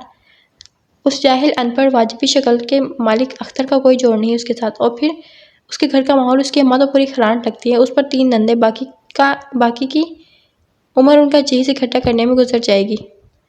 ये तुम्हारी सोचने की बातें नहीं और ना ही तू मेरी माँ है, मैं तुझसे एक मशवरे करती फिरूँ। अम्मा ने खशमगीन नज़रों से घूरते टका सा जवाब दिया, मगर वो खौफ हुए बगैर बोली, अच्छा तो आकर दिखाएं हमारे घर, बेइज्जती करके बाहर निकालूंगी। एक मामूली सा रंग साज है तेरा बाप, उसकी कोई मिल और फैक्ट्रियाँ नहीं चल रही जो तुम लोगों के लिए महलों से रिश्ते हैं। कितनी बार समझाया है, अपने औकात में रहकर बात क्या करो। अम्मा का जुमला जैसे किसी ताज़ियानी की तरह लगा और ठप ठप करती सीढ़ियाँ चढ़ गई। दिमाग सही सही कर रहा था। आप मेरे साथ लंदन चलेंगी? दूर नजर आती बुलंदो बाला इमारतों को देखते उसने एक फैसला कर लिया।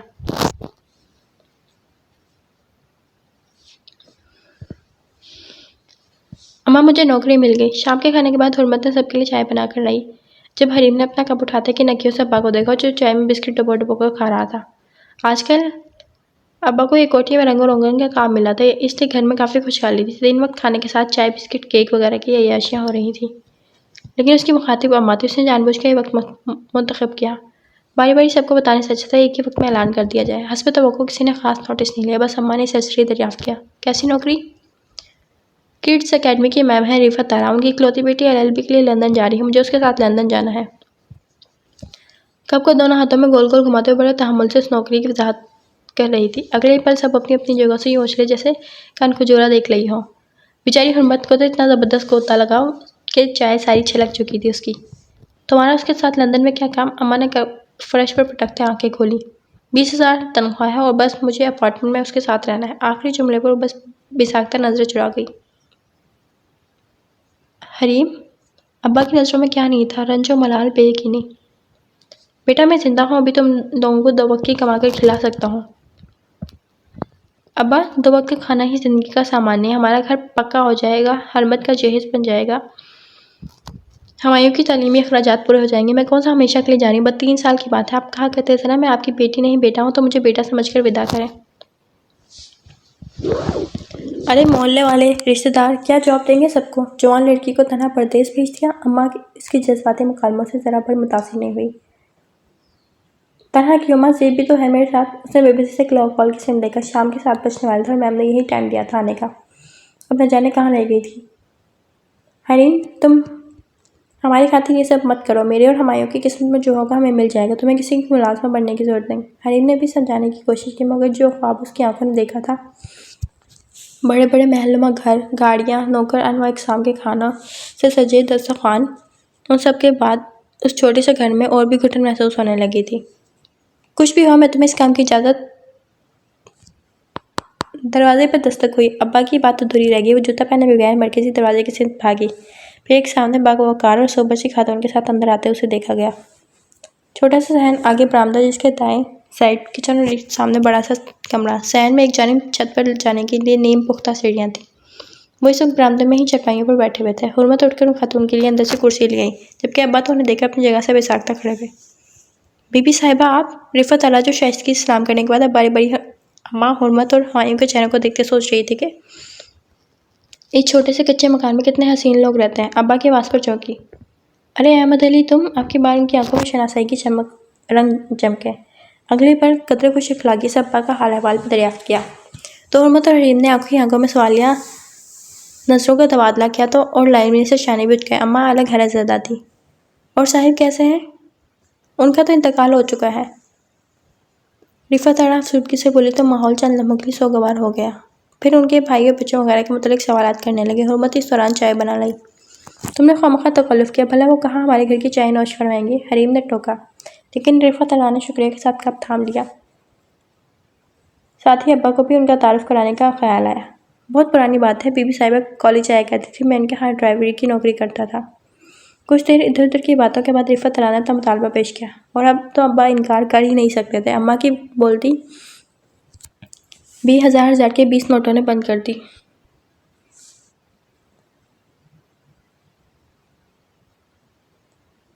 वो दोपहर के करीब घर में दाखिल हुआ तो अम्मा और माँ कपड़ों के ढेर फैलाए बैठी थी, जिन्हें माँ सलीके से तह लगाने के बाद पैक करते एक डब्बे में चूड़ियों के सेट बना रही थी। कहीं जा रहे हैं आप? उसके साथ पर अम्मा और माहा ने मैंने के नज़रों से एक दूसरे को देखा।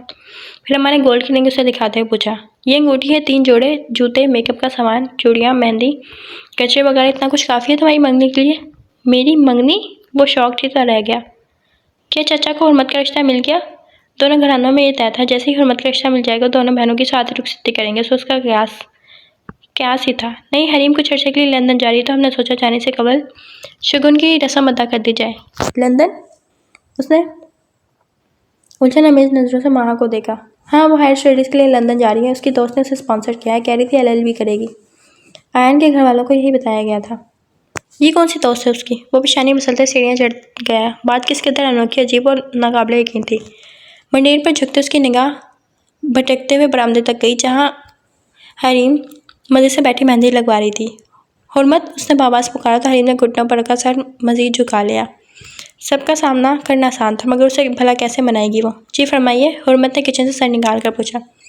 उससे कहो पढ़ाकर मेरी बात सुने। गोया अब उसका नाम लेना भी गवारा नहीं था। हरीम ने मूड का अंदाज़ा लगाते हुर्मत को आंखों से इशारे से मना कर दिया।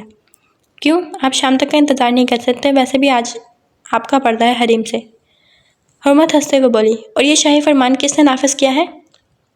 अयान ने आप उचकाए तो हुर्मत ने मुस्लिम काला खड़े करते शाने उचकाए। खुद को जलालुद्दीन अकबर तस्वर करने की जरूरत नहीं, इससे कहो ऊपर आकर मेरी बात सुने। अब की बार अयान का लहजा पहले की निस्बत खाता दोष था।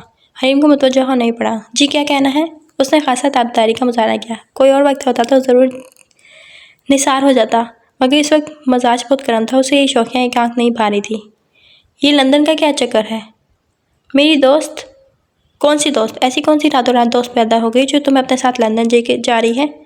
अयान उसकी बात काटते हुए खूब छुपा छुपा कर बोला। तुम मेरी सब दोस्तों से कहाँ वाकिफ़ हो? कॉलेज में मेरे साथ पढ़ती थी ज़ुबैरिया अहमद गेलानी। और हर्जी क्या है अगर मैं बाहर जाकर पढ़ना चाहती हूँ? पहले तो तुम्हारा ऐसा कोई इरादा नहीं था। अयान ने जना की। तो बन गया ना? हरीम ने लापरवाही से कहा। हरीम प्लीज़ मत जाओ। कुछ ना सोचा तो वो बड़ी मिन्नत से बोला। मुझे अपना करियर बनाना है, सारी उम्र कुएं में पड़े मेंढक की मान जिंदगी नहीं गुजार सकती। हरीम तुम समझती क्यों नहीं? अयान बेबसी से बोला। तो तुम समझ जाओ। हरीम की शाने बेनियाजी अरूज पड़ती। अयान ने कुछ पल रुककर शिकवा नजरों से उसे देखा और फिर पलट कर सीढ़ियाँ उतर गया। गोया ये नाराज़गी का वाज़ेह इज़हार था। हरीम कुछ देर खड़ी उसकी पुश्त को घूरती हुई फिर सर झटक कर नीचे चली आई, गोया एक बड़ा मार का सर हुआ हो।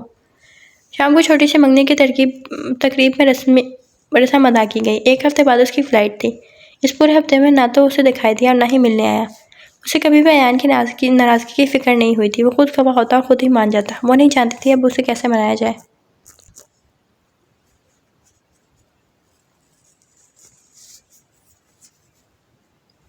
हरीम, हम जानते हैं तुम वहाँ पढ़ाई के लिए नौकरी के लिए जा रही हो। वादा करो, हम जब भी वापस बुलाएं तुम कोई जिद किए बगैर आ जाओगी। अपना सामान पैक कर रही थी जब अम्मा उसके पास चली आई। उन्हें न जाने कौन कौन से खदशे लाग थे। ओफ, ये मिडिल क्लास माओं की इमोशनल ब्लैकमेलिंग। मुझे खासी जुस्सुस हुई। अम्मा, तुम मुझ पर भरोसा नहीं? जब इस घर के सब मसाइल हल हो जाएंगे मैं लौट आऊँगी। ये नौकरी मैं अपनी खुशी से नहीं करी और ना ही मुझे तरबतर होने का शौक़ है। वो खूब बिगड़ कर बोली। अच्छा, मेरा ये मतलब नहीं था। ध्यान से रहना, अपना ख्याल रखना। वो उसका मुख्तसर सा सामान उठाकर दरवाजे तक छोड़ने आई। दरवाजे के बाहर मैडम रिफ़त तलक का ड्राइवर गाड़ी लिए खड़ा था। हुर्मत और माहा से गले मिलने के बाद तायब्बा, अब्बा, अम्मा और ताई अम्मी की दुआएं लेते हुए आगे बढ़ी तो हुमायूं ने उसकी चादर का कोना थाम लिया। अब्बा, मैं अपनी सारी मुर्गियाँ तुम्हें दे दूँगा, तुम उनकी बयानी बना लेना। बहुत ज़ब्त के बावजूद भी वो उसकी मासूमियत भरी रिश्वत पर रो पड़ी। मैं जल्द वापस आ जाऊँगी, तुम ध्यान से पढ़ना। हरीम उसका माथा चूमते हुए बोली तो उसने नरमी से अपनी चादर छुड़ाई तो निगाह भटकते ऊपर गई, जहाँ अयान सुर्ख नज़र आंखें लिए बहुत ही बेबसी और वास्तगी से उसे देख रहा था। गाड़ी में बैठकर उसने एक नज़र सबको देखा तो न जाने क्यों ऐसा लगा जैसे वो आखिरी बार उन्हें देख रही हो। एक लम्हे को उसका दिल सिकुड़ कर फैला, मगर दूसरे लम्हे उसका एहसास ज़्यादा मुसर्रत अमेज़ था। आज वो पहली बार अपनी पसंद की गाड़ी में बैठी थी। हैदरा एयरपोर्ट पर ज़ेब के मामू जान उन्हें रिसीव करने आए थे। अस्सलाम वालेकुम मामू जान। ज़ेब दूर से उनको देखते भागते उनके सीने से जा लगी और वो गिरदा पेश का जायज़ा लेने में मगन थी। लंदन सिटी तक के ख्वाबों का नगर या फिर मावराई दुनिया। शीशे जैसी शफाफ सड़कें, बर्फ़बारी का मौसम, जदीद तर्ज की इमारतें और मशीनी ज़िंदगी। हर कोई अपनी ही मौज में मगन लगी बंदी रूटीन के तहत चल रहा था। कैसी हो मामू की जान? वो उसकी पेशानी पर बोसा देते बोले। First class. सफ़र कैसा गुजरा? A1। तुम्हारी मम्मा कैसी हैं? मम्मा भी ठीक है। शिट, मैं तो भूल ही गई। सर पर हाथ मारते उसने रुको सेकंड हरीम की तरफ मोड़ा। मामू, she is my friend Hareem. और पास खड़ी हरीम उसके अंदाज़े तखातुब पर चौंक उठी। सुबारिया ने उसके तासरात से महसूस होते मुस्कुराकर शाने चुका दिए। बहुत प्यारी बच्ची है। अब उसका हाल फ़ाल दरियाफ्त करने लगे। हरीम को उनका चेहरा कुछ जाना पहचाना महसूस हुआ। वो सोचती रही लेकिन याद नहीं आया। 15 मिनट की ड्राइव के बाद वो लाइटन स्टोन पहुंच चुके थे। उनका अपार्टमेंट सेकंड फ्लोर पर था। 2 बेडरूम, किचन, टेरिस और लाउंज। घूम फिर कर देखने के बाद वो टेरिस पर आन खड़ी हुई। यकीन नहीं आ रहा था वो सिर्फ लंदन में खड़ी है, इस सिटी में जिसको वेब पर सर्च करके वो घंटों देखा करती थी। उसके तो वहम गुमान में भी ना था कि नामुमकिन ख्वाब भी कभी कभार यूं अचानक तबीर पा जाते हैं। कॉफ़ी। जैद ने पीछे से आकर उसे चौंका दिया। फिर उसके हाथ में कॉफ़ी का तमक देखकर वो शर्मिंदा हो गई। यहाँ उसका ख्याल करने वो आई थी और लेकिन वो उल्टा उसका ख्याल रख रही थी। I am sorry for what? Zaid मुस्कुराई। कॉफ़ी के लिए तो मुझे कह देती, मैं बना देती। अरे छोड़ो, ये पुरतगुल बात है। कल को ये सब काम तुमने ही करने हैं। वैसे भी हरीम, तुम मेरी दोस्त हो। मैं इतने खूबसूरत लोगों को नौकर नहीं बना सकती और तुमने जिस तरह अपने घर वालों की खातिर ये सब किया, आई एम रियली इम्प्रेस्ड। पुरखुलूस एहसास और खूबसूरत लोग मेरी कमज़ोरी है। तुमने तो सही मानों में मेरा दिल जीत लिया। आखिरी जुमले की गैर संजीदगी और बेपरगी पर हरीम बेसाख्ता मुस्कुराई।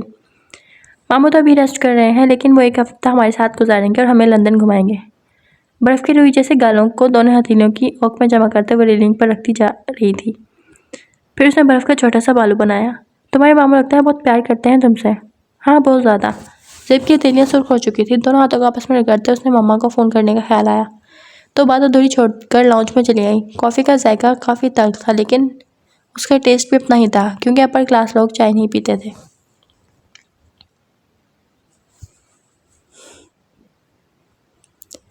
रात दोनों ने मिलकर अपना मुख्तसर सा सामान अपनी अपनी वार्डरोब में सेट किया। मामू खाना होटल से लाए थे और फिर 2 बर्तन धोने के बाद दोनों एक ही बेड पर सोई थी। अगले रोज़ नाश्ता उसने बनाया लेकिन ज़ेब ने बराबर उसकी हेल्प करवाई और फिर मामू ने अपनी लैंड क्रूज़र में उन्हें घुमाने ले गए। ऐसे लग रहा था जैसे किसी मावराई दुनिया में कदम रख चुकी हो। मादाम टसाओ देखकर ज़ेब ने उससे कहा, अगर तुम इस वक्त सफ़ेद लिबास में होती तो तुम पर किसी संगे तराश के मोमी मुजस्मे का गुमान होता। लंदन साउथ बॉल एशियन की पाकिस्तानी रेस्टोरेंट में खाने के बाद एलिज़ाबेथ महल, बर्मिंघम पैलेस देखा और खूब घूम फिर कर विंडो शॉपिंग की। ये उसकी ज़िंदगी का भरपूर और खुशगवार दिन था जो कभी पूरा लाहौर नहीं देख पाई। आज उसने लंदन का कोना कोना घूम लिया। रात सोने से कबल उसे अचानक आयान का ख्याल आया तो ज़ेब के सेल फ़ोन से उसने पाकिस्तान कॉल की। फ़ोन महान ने रिसीव किया। हेलो हरीम, कैसी हो तुम? उसकी आवाज़ सुनकर चहक उठी। मैं ठीक हूँ, तुम सुनाओ, घर में सब कैसे हैं? सब ठीक है। मैं, अम्मी, अब्बू, चाचा, चाची, हुर्मत और हमायूं। उसने जानकर हमायूं पर फुल स्टॉप लगाया और जी भर के बदमज़ा हुई। और आयान कैसा है? उसे बतौर ख़ास पूछना पड़ा जबकि दूसरी तरफ उसका अच्छा खासा मायने खेज था। वहाँ की बच्ची हरीम तपोटी। उसका अहवाल इससे दरियाफ्त करना मजाज खासे बरम है मोहतरम के। अच्छा, उसे कहना कल 11 बजे मैं उससे ऑनलाइन बात करूँगी। आखिरी पैगाम देकर उसने सेल फ़ोन बंद किया और फिर आराम से सो गई। अगले रोज़ से ही मामू के साथ यूनिवर्सिटी के वो कंप्यूटर के सामने आ बैठी। 11 बज चुके थे लेकिन वो अभी तक ऑनलाइन नज़र नहीं आ रहा था और गुजारी के लिए उसने ज़ूम रूम ज्वाइन कर लिया। जब एक टेस्ट लिखा हुआ चला आया। कौन हो तुम? उसने बेजारी से पूछा। तुम्हारा स्वीट हार्ट। मुस्कुराहट भरे कार्टून के साथ जवाब हाजिर था जबकि हरीम लब पीछे हनूस लफ्ज़ों को घुरे जा रही थी। गौर करने पर मालूम हुआ उसका आईडी ही स्वीट हार्ट था। भाड़ में जाओ, उसने तब कर लिखा। वो कहाँ है? मासूमियत से दरियाफ्त किया गया जिस पर कायद दिमागी से स्क्रीन को घूरने लगी। भाड़ का लफ्ज़ सुनकर तो सुन तो रखा था लेकिन मफहूम से नाशनाई थी। आपको भी नहीं पता तो ऐसा करते हैं, साथ चलते हैं, कभी ना कभी तो ढूंढ ही लेंगे। मुकाबिल ने भी अच्छा खासा लीचड़ जवाब दिया था। तुम्हें समझ में नहीं आ रहा, तुमसे बात करने में कोई इंटरेस्टेड नहीं हूँ मैं। लिखने के साथ उसने रूम बंद किया। हाँ, लेकिन आईडी साइन आउट नहीं कर सकी, उसे आयान का वेट करना था। ओहो, इतना गुस्सा? हाँ तो है, वो बेमुरव्वती से बोली। तो इसकी वजह जानना चाहता हूँ मैं, और मैं वजह बताने की ज़रूरी नहीं समझती। और अगर मैं गैस कर लूँ तो? उसने जैसे चैलेंज किया। हरीम ने आंखें उसके मॉनिटर की स्क्रीन को घूरा। उसके ओवर कॉन्फिडेंट पर इस्तज़ाइया अंदाज में लिखा था। अच्छा, इतना भरोसा है अपनी काबिलियत पर? आपकी सोच से भी ज़्यादा। Okay, first and last chance and no option. किसी फ्रेंड से झगड़ा हुआ है या कोई आपसे खफा है? एक लम्हे की ताखिर के बगैर वो अपनी जहालत का सबूत दे चुका था। और हरीम कितनी देर बेयकीनी के आलम में बैठी रही, फिर उसने हिम्मत करके लिखा, तुम्हारे पास ऑप्शन नहीं है, सो या की गुंजाइश नहीं निकलती। अब मैं कोई ज्योतिषी नहीं हूँ, इतना मार्जिन तो आपको मुझे देना पड़ेगा। वैसे आपकी बेद कुल्फ़ी मुझे अच्छी लगी। कौन सी बेद कुल्फ़ी? हरीम अचंभे से बोली। यही आपको मुझे तुम्हारे कहना। मैं सिर्फ उन लोगों को रिस्पेक्ट देती हूँ जिसके काबिल हूँ। ऐसे रिस्पेक्ट का क्या फ़ायदा जिसमें अपना ये इतनी ना हो। मुझे तुम्हारा तुम कहना अच्छा लगेगा स्वीट हरीम। डोरबेल की आवाज़ पर वो साइन आउट करती उठ गई। आने वाले ज़ेब और मामू थे। वो यूनिवर्सिटी से अपना टाइम टेबल और चंद किताबें लेकर आई थी। मामू कुछ देर बैठने के बाद वापसी के लिए उठ खड़े हुए।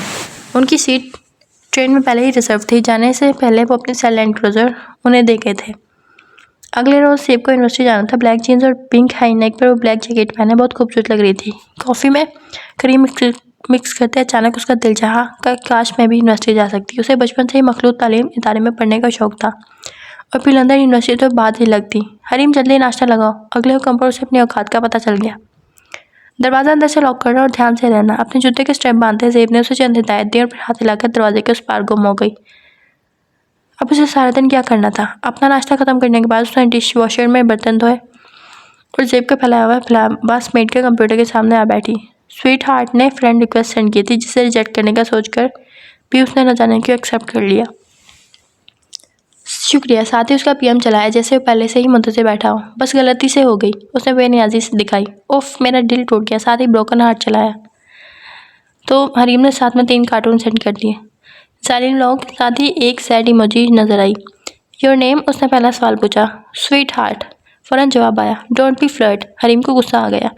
अरे तुम्हारे साथ फ्लर्ट करने का तो सोच भी नहीं सकता। क्यों? हरीम ने दिलचस्पी से पूछा। बस तुम अच्छी लगती हो। मैंने तुम्हारा नाम पूछा है। हरीम घूरते हुए बोली। तुम्हें स्वीट हार्ट अच्छा नहीं लगता? उसने उल्टा पूछा, जिस पर हरीम ने उसे कार्टून सेंड किया जो दाएं बाएं नफ़े में सर हिलाया था। शहरोज़ स्टाइलिश राइटिंग में लिखा था। मैं हरीम। हरीम नहीं, स्वीट हरीम। उसने तस्वीर की। Hareem from London. Where in London? Leytonstone. मेरी फैमिली बर्मिंघम में है लेकिन मैं आज जॉब के सिलसिले में सऊदीया में हूँ। ओके। हरीम को समझ नहीं आया नेक्स्ट क्वेश्चन क्या पूछे। Your qualification? MBA और आजकल एक इटालियन कंपनी में जॉब कर रहा हूँ। किस चीज़ की कंपनी है? कंक्रीट की। और योर मंथली इनकम? कुछ झिझकते हुए आपकी बार हरीम ने उससे अपने मतलब का सवाल पूछा। पाकिस्तानी करेंसी में 3 लाख। 3 लाख? पूरी आंखें खोले उसने ज़ेरे लब दोहराया। अच्छा, और तुम्हारी हॉबीज़? मुझे गाड़ियाँ जमा करने का शौक़ है। इंटरेस्टिंग। वो उसके अपने मुश्तरका शौक़ पर बहुत पुरजोश हुई। लेकिन ये काफ़ी महंगा शौक़ है। तो क्या हुआ, मेरे पास land cruiser Prado heavy bike, लेकिन अब के बाद मैं लेमिज़िन लूँगा। अच्छा, वो तसव्वुर में ही मुतासिर हुई। और तुम्हारी हॉबीज़? कुछ खास नहीं, उसने हरीम ने टालना चाहा। चलो आम ही बता दो। वो बस ये इसरार था। मुझे भी तुम्हारी तरह गाड़ी जमा करने का शौक़ है लेकिन अफोर्ड नहीं कर सकती। स्टूडेंट हो? उसने पूछा। हाँ, मैं LLB कर रही हूँ। कुछ सोचते हरीम ने झूठ लिखा। पेरेंट के साथ रहती हो? नहीं, फ्रेंड के साथ।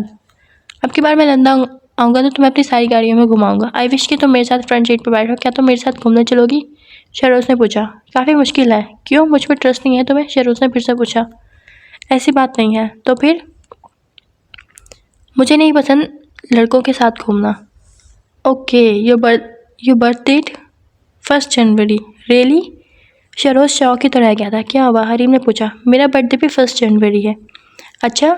हरीम को खुशगवार हालत ने घोट लिया। Your favourite colour? हरीम ने पूछा। सी ग्रीन। मेरा भी। And your favourite dish? Sindhi biryani और इटालियन सैलेड। मुझे भी बिरयानी बेहद पसंद है। एंड ये फेवरेट खुशबू? मैं मुख्तलिफ खुशबू यूज़ करता हूँ। अरे मैं भी। और मुझे साहिल किनारा, डूबता हुआ सूरज और बारिश बहुत पसंद है। हरीम पुरजोश से बोली। हरीम यार ना करो। क्या? हरीम नहीं समझी। यार ये सब तो मेरा भी फेवरेट है। इत्तेफाक है। हरीम ने शानिश कहा। हसीन इत्तेफाक है। ओके। Your favourite movie? हम साथ लिखेंगे ताकि तुम चीटिंग ना कर सको। डन। And start writing. अगले ही पल विंडो स्क्रीन पर एक नाम 2 बार जगमगाया। टाइटैनिक? ओह गॉड। वो सर पर हाथ मारते हंसती चली गई और फिर नेट डिस्कनेक्ट करने से कबल वो उसे फ्रेंडशिप की रिक्वेस्ट कर चुका था। हलीम, अब तुम दूसरे रूम में शिफ्ट हो जाओ। मुझे रात देर तक स्टडी करना होता है, तुम डिस्टर्ब होती होगी। बर्तन धोने के बाद हलीम सोने के इरादे से बेडरूम में थी। ज़ेब ने उसे नया पैगाम दिया जिस पर उसे हटाते अपने मुख्तलिफ से सामान समेटने लगी। लेकिन कमरे में तन्हा अकेले उसका दिल नहीं लग रहा था। वो खिड़की खोल कर बाहर झाँकने लगी। चांदनी रातों का यहाँ कोई गुमान नहीं था। आसमान बादलों से ढका था और बर्फ रुई के गालों की मांद बरस रही थी। एक हद से आगे कुछ नजर नहीं आ रहा था। कुछ देर यूं ही वक्त गुजारी के बाद वो बस्तर पर लेट गई। रोजमर्रा के काम निपटाते उसे याद आया ज़ेब उसे ग्रोसरी का कुछ सामान लाने का कहकर गई थी। स्टोर रूम के अपार्टमेंट से ज़्यादा दूर नहीं था। अपार्टमेंट से निकलते उसकी नज़र अपने हुलिये पर पड़ी। मैरून रंग का सूट उसने 4 रोज पहले पहना था। बाकी के दोनों सूट भी बस सेम ही थे। एक ख्याल के तहत उसने ज़ेब के बेडरूम में झांका और फिर उसकी वार्डरोब का जायजा लेने लगी। ब्राउन पैंट और ऑरेंज शर्ट के साथ उसने ब्राउन कोट भी निकाल लिया। चेंज करने के बाद स्टेप कटिंग बालों में ब्रश चलाया, लब शाइनर लगाया और आंखों में काजल डाला तो नज़र ड्रेसिंग टेबल पर लगे परफ्यूम्स पर टकराई। ज़ेब को जूते, बैग्स, खुशबुएं जमा करने का शौक था। Oil marriage, tea rose, light blue, design, angel, white diamond, sing, lolly, have box, oil bugs, red rose, पेरियल्स और फॉर यू सबकी खुशबुएं चेक करने के बाद उसने लाइट रोज और ब्लू मैरिल का जी भरकर खुद पर स्प्रे किया। रैक में रखे जूतों में से एक ब्राउन हील वाली सैंडल निकाली और ब्राउन बैग कंधे पर डालते उसने आखिरी जायजा लिया तो इत्मीनान ही सरशार करने को काफ़ी था कि उस वक्त कोई लैंड लैडी लग रही थी। स्टोर पर अपना मतलूबा सामान खरीदने के बाद पेमेंट करने के बाद बाहर निकली तो उसने सोचा जो गेम ऑन करेगी और शायद उसको दिखाएगी कुछ दुनिया की सबसे खूबसूरत लड़की है। सिस्टम ऑन करने के बाद उसे ज़्यादा वेट नहीं करना पड़ा। मैं तुमसे खवाऊँ? हेलो के जवाब में उसने फ़ौरन नाराज़गी जताई। क्यों? हरीम जानकर अनजान बने। कल मैंने पूरे 3 घंटे तुम्हारा वेट किया था। वो नेट में कुछ प्रॉब्लम था इसलिए नहीं आ सकी। बर वक्त उस हरीम को यही बहाना सूझ सका। It's okay. क्या मैं तुम्हें कॉल कर सकता हूँ? हेडफोन ख़राब है, हरीम ने जवाब दिया। तो तुम्हारे पास सेलफोन नहीं? शहरोज ने ताज्जुब से पूछा। सेलफोन था लेकिन कल पानी में गिर गया तो आजकल ख़राब है। गहरा सांस भरते हरीम ने दूसरा झूठ बोला। कल एक गुजारिश की थी। मुझे याद नहीं, हरीम ने बेनियाजी दिखाई। ये भी हुस्न वालों की एक अदा है। शहरोज पुनः माने बिगाड़ बोला। क्या आप मुझसे दोस्ती करेंगी? हाँ, अगर तुम हैंडसम हुए तो। हरीम ने अज़रा मजाक लिखा। हालांकि उस शख्स की शक्ल सूरत उससे कोई गर्ज नहीं था। उसके लिए फ़िलहाल एक जस्ट टाइम पास था, तन्हाइयों का साथी, मसरूफियत का बहाना और चंद घंटों की खुशगवार तफरीह। लेकिन जब उसने कैमरा ऑन किया तो शॉक रह गई। अगर वो इस दुनिया की खूबसूरत तरीन लड़की थी तो वो मर्दों में भी यकीनन भला का हैंडसम वजीहा तरीन था। उसे लग रहा था उसने आज से कभी इतना के सिवा इतना पुरकशिश और हसीन चेहरा कभी नहीं देखा। कहो कैसा लगा? शहरोज पूछ रहा था और हरीम जैसे पत्थर की हुई। कुछ तो बोलो, उसने फिर से लगा। हेलो, वो बुला रहा था और हरीम यूं ही अपनी जगह हैरान, साकित और गुमसुम बैठी रह गई। ज़ेब के आने से कबल वो लिबास तब्दील करके खाना बना चुकी थी। आज वो सुबह खास तौर पे चिकन कौरमा मटर पुलाव की फरमाइश करके गई थी। रायता, सैलेड और कोल्ड ड्रिंक्स मेज़ पर मुंतकिल करने के बाद वो डिश में चावल निकाल रही थी जब ज़ेब ने टेबल बजाया। हरीम जल्दी लाओ यार, बहुत भूख लगी है। बस आ गई। चावल की डिश और कौरमे का बाउल रखकर वो पलटी जब उसकी नागवार फिरी आवाज़ समात उसे टकराई। कौरमे से स्मेल किस चीज़ की आ रही है? दही, मैंने कल वाला डाल दिया था। उसके वजह से इतराफ़ पर ज़ेब का मूड पूरी तरह बिगड़ा। तुम्हारे दिमाग दुरुस्त थे? दूध में से अगर स्मेल आ रही थी तो तुम उसे ज़ाया कर देती, लेकिन पहले तुमने उसका दही जमाया फिर वही दही कौरमे में डाल दिया। मुझे लगा शायद कौरमे में से नहीं आएगा। उसका चेहरा उतर गया। 2 घंटे की मेहनत तो ज़ाया हो गई थी। जो खर्चा हुआ वो अलग। यार ध्यान से काम किया करो, नॉर्मल अंदाज में कहकर ज़ेब मटर पुलाव और सैलेड के साथ इंसाफ करने लगी। लेकिन उसे यूँ ज़ेब का खुद पर रौब जमाना बहुत अजीब महसूस हुआ। हरीम खिफ़्फ़तज़दा हो गए, टाइल्स पर आन खड़ी हुई। क्या ख्वाब लेकर आई थी और क्या बन गई हूँ? 20,000 की ओर अगर मैं सही ज़िंदगी भी इसकी मुलाजमा बनी रही तो कुछ हासिल नहीं होगा। मुझे खुद स्ट्रगल करनी चाहिए, साथ कोई जॉब। हरीम, ज़ेब की पुकार ने उसकी सोचों को ब्रेक लगाया। मेरा ये सूट प्रेस कर दो, शाम में एक दोस्त के घर कंबाइंड डिनर पर जाना है। फिरोजी रंग का खूबसूरत नगीनों से मुज़य्यन किया कढ़ाई वाला फ्रॉक उसकी सिमत उछाल कर ज़ेब खुद वॉशरूम में घुस गई और जब तैयार होकर उसने ब्राउन बैग के मुतालिक हरीम से इस्तफसार किया तो उसके चेहरे का रंग उड़ गया। वो बैग तो शायद वही स्टोर में भूल आई थी। वो यहीं सामने पड़ा हुआ था। इसमें मेरे $1,500 थे और अब की बार वो सही मानों में बदहवास हुई। मैं ढूंढ देती हूँ। मुख्तलिफ चीज़ें उलट पलट करते वो यूं ही वक्त गुजारी कर रही थी। ज़ेब ने खुद भी हर जगह ढूंढा। एक तो जब किसी चीज़ की ज़रूरत हो तो मजाल है जो मिल जाए। तुम ढूंढ देना, मुझे देर हो रही है, मैं अब चलती हूँ। आईने में अपना आखिरी जायजा देते उसने जूते के स्ट्रिप बांधे और सिल्वर बैग लेकर चली गई। उसके पार्किंग से गाड़ी निकालने की देर थी। वो भी अपार्टमेंट लॉक करने के बाद लिफ्ट की जानी पड़ी जब एक निस्वानी आवाज़ पर रुकना पड़ा। Excuse me. उसने पलट कर देखा। वो स्टोर वाली सील गर्ल सामने खड़ी मुस्कुरा रही थी और उसके हाथ में वो ब्राउन बैग था। यह बैग स्टोर में भूल गई थी। ओह, बहुत शुक्रिया। हरीम बैग तकरीबन झपटते हुए बोली। फिर जिप खोला, चेक के अंदर 1,500 थे जिस पर उसने बेसाख्ता सुकून का सांस लिया। आप यहाँ कैसे? हरीम ने अपनी बात इत्मीनान से उसका जायज़ा लिया। वो उसकी हमेज थी। ब्लू जीन्स पर उसने वाइट शर्ट और लॉन्ग कोट पहना था। हेयर कटिंग, बाल शानों पर बिखरे, रंगत साफ थी और नकोश भी जाज़ब। मैं आपको साथ वाले अपार्टमेंट में रहती हूँ, अक्सर आपको टेरेस पर देखा है। वो शायद उसकी आंखों की हैरत थाम चुकी थी, जो खुशदिली से वजाहत की। थैंक गॉड मैं आपको याद रही, वरना स्टोर पर खासा रश था। इतना हसीन चेहरा किसी को भी अपनी जानिब मुतवज्जो कर सकता है। उसकी नज़रों में शताइश थी, लबों पे पुरखुलूस मुस्कुराहट। शुक्रिया।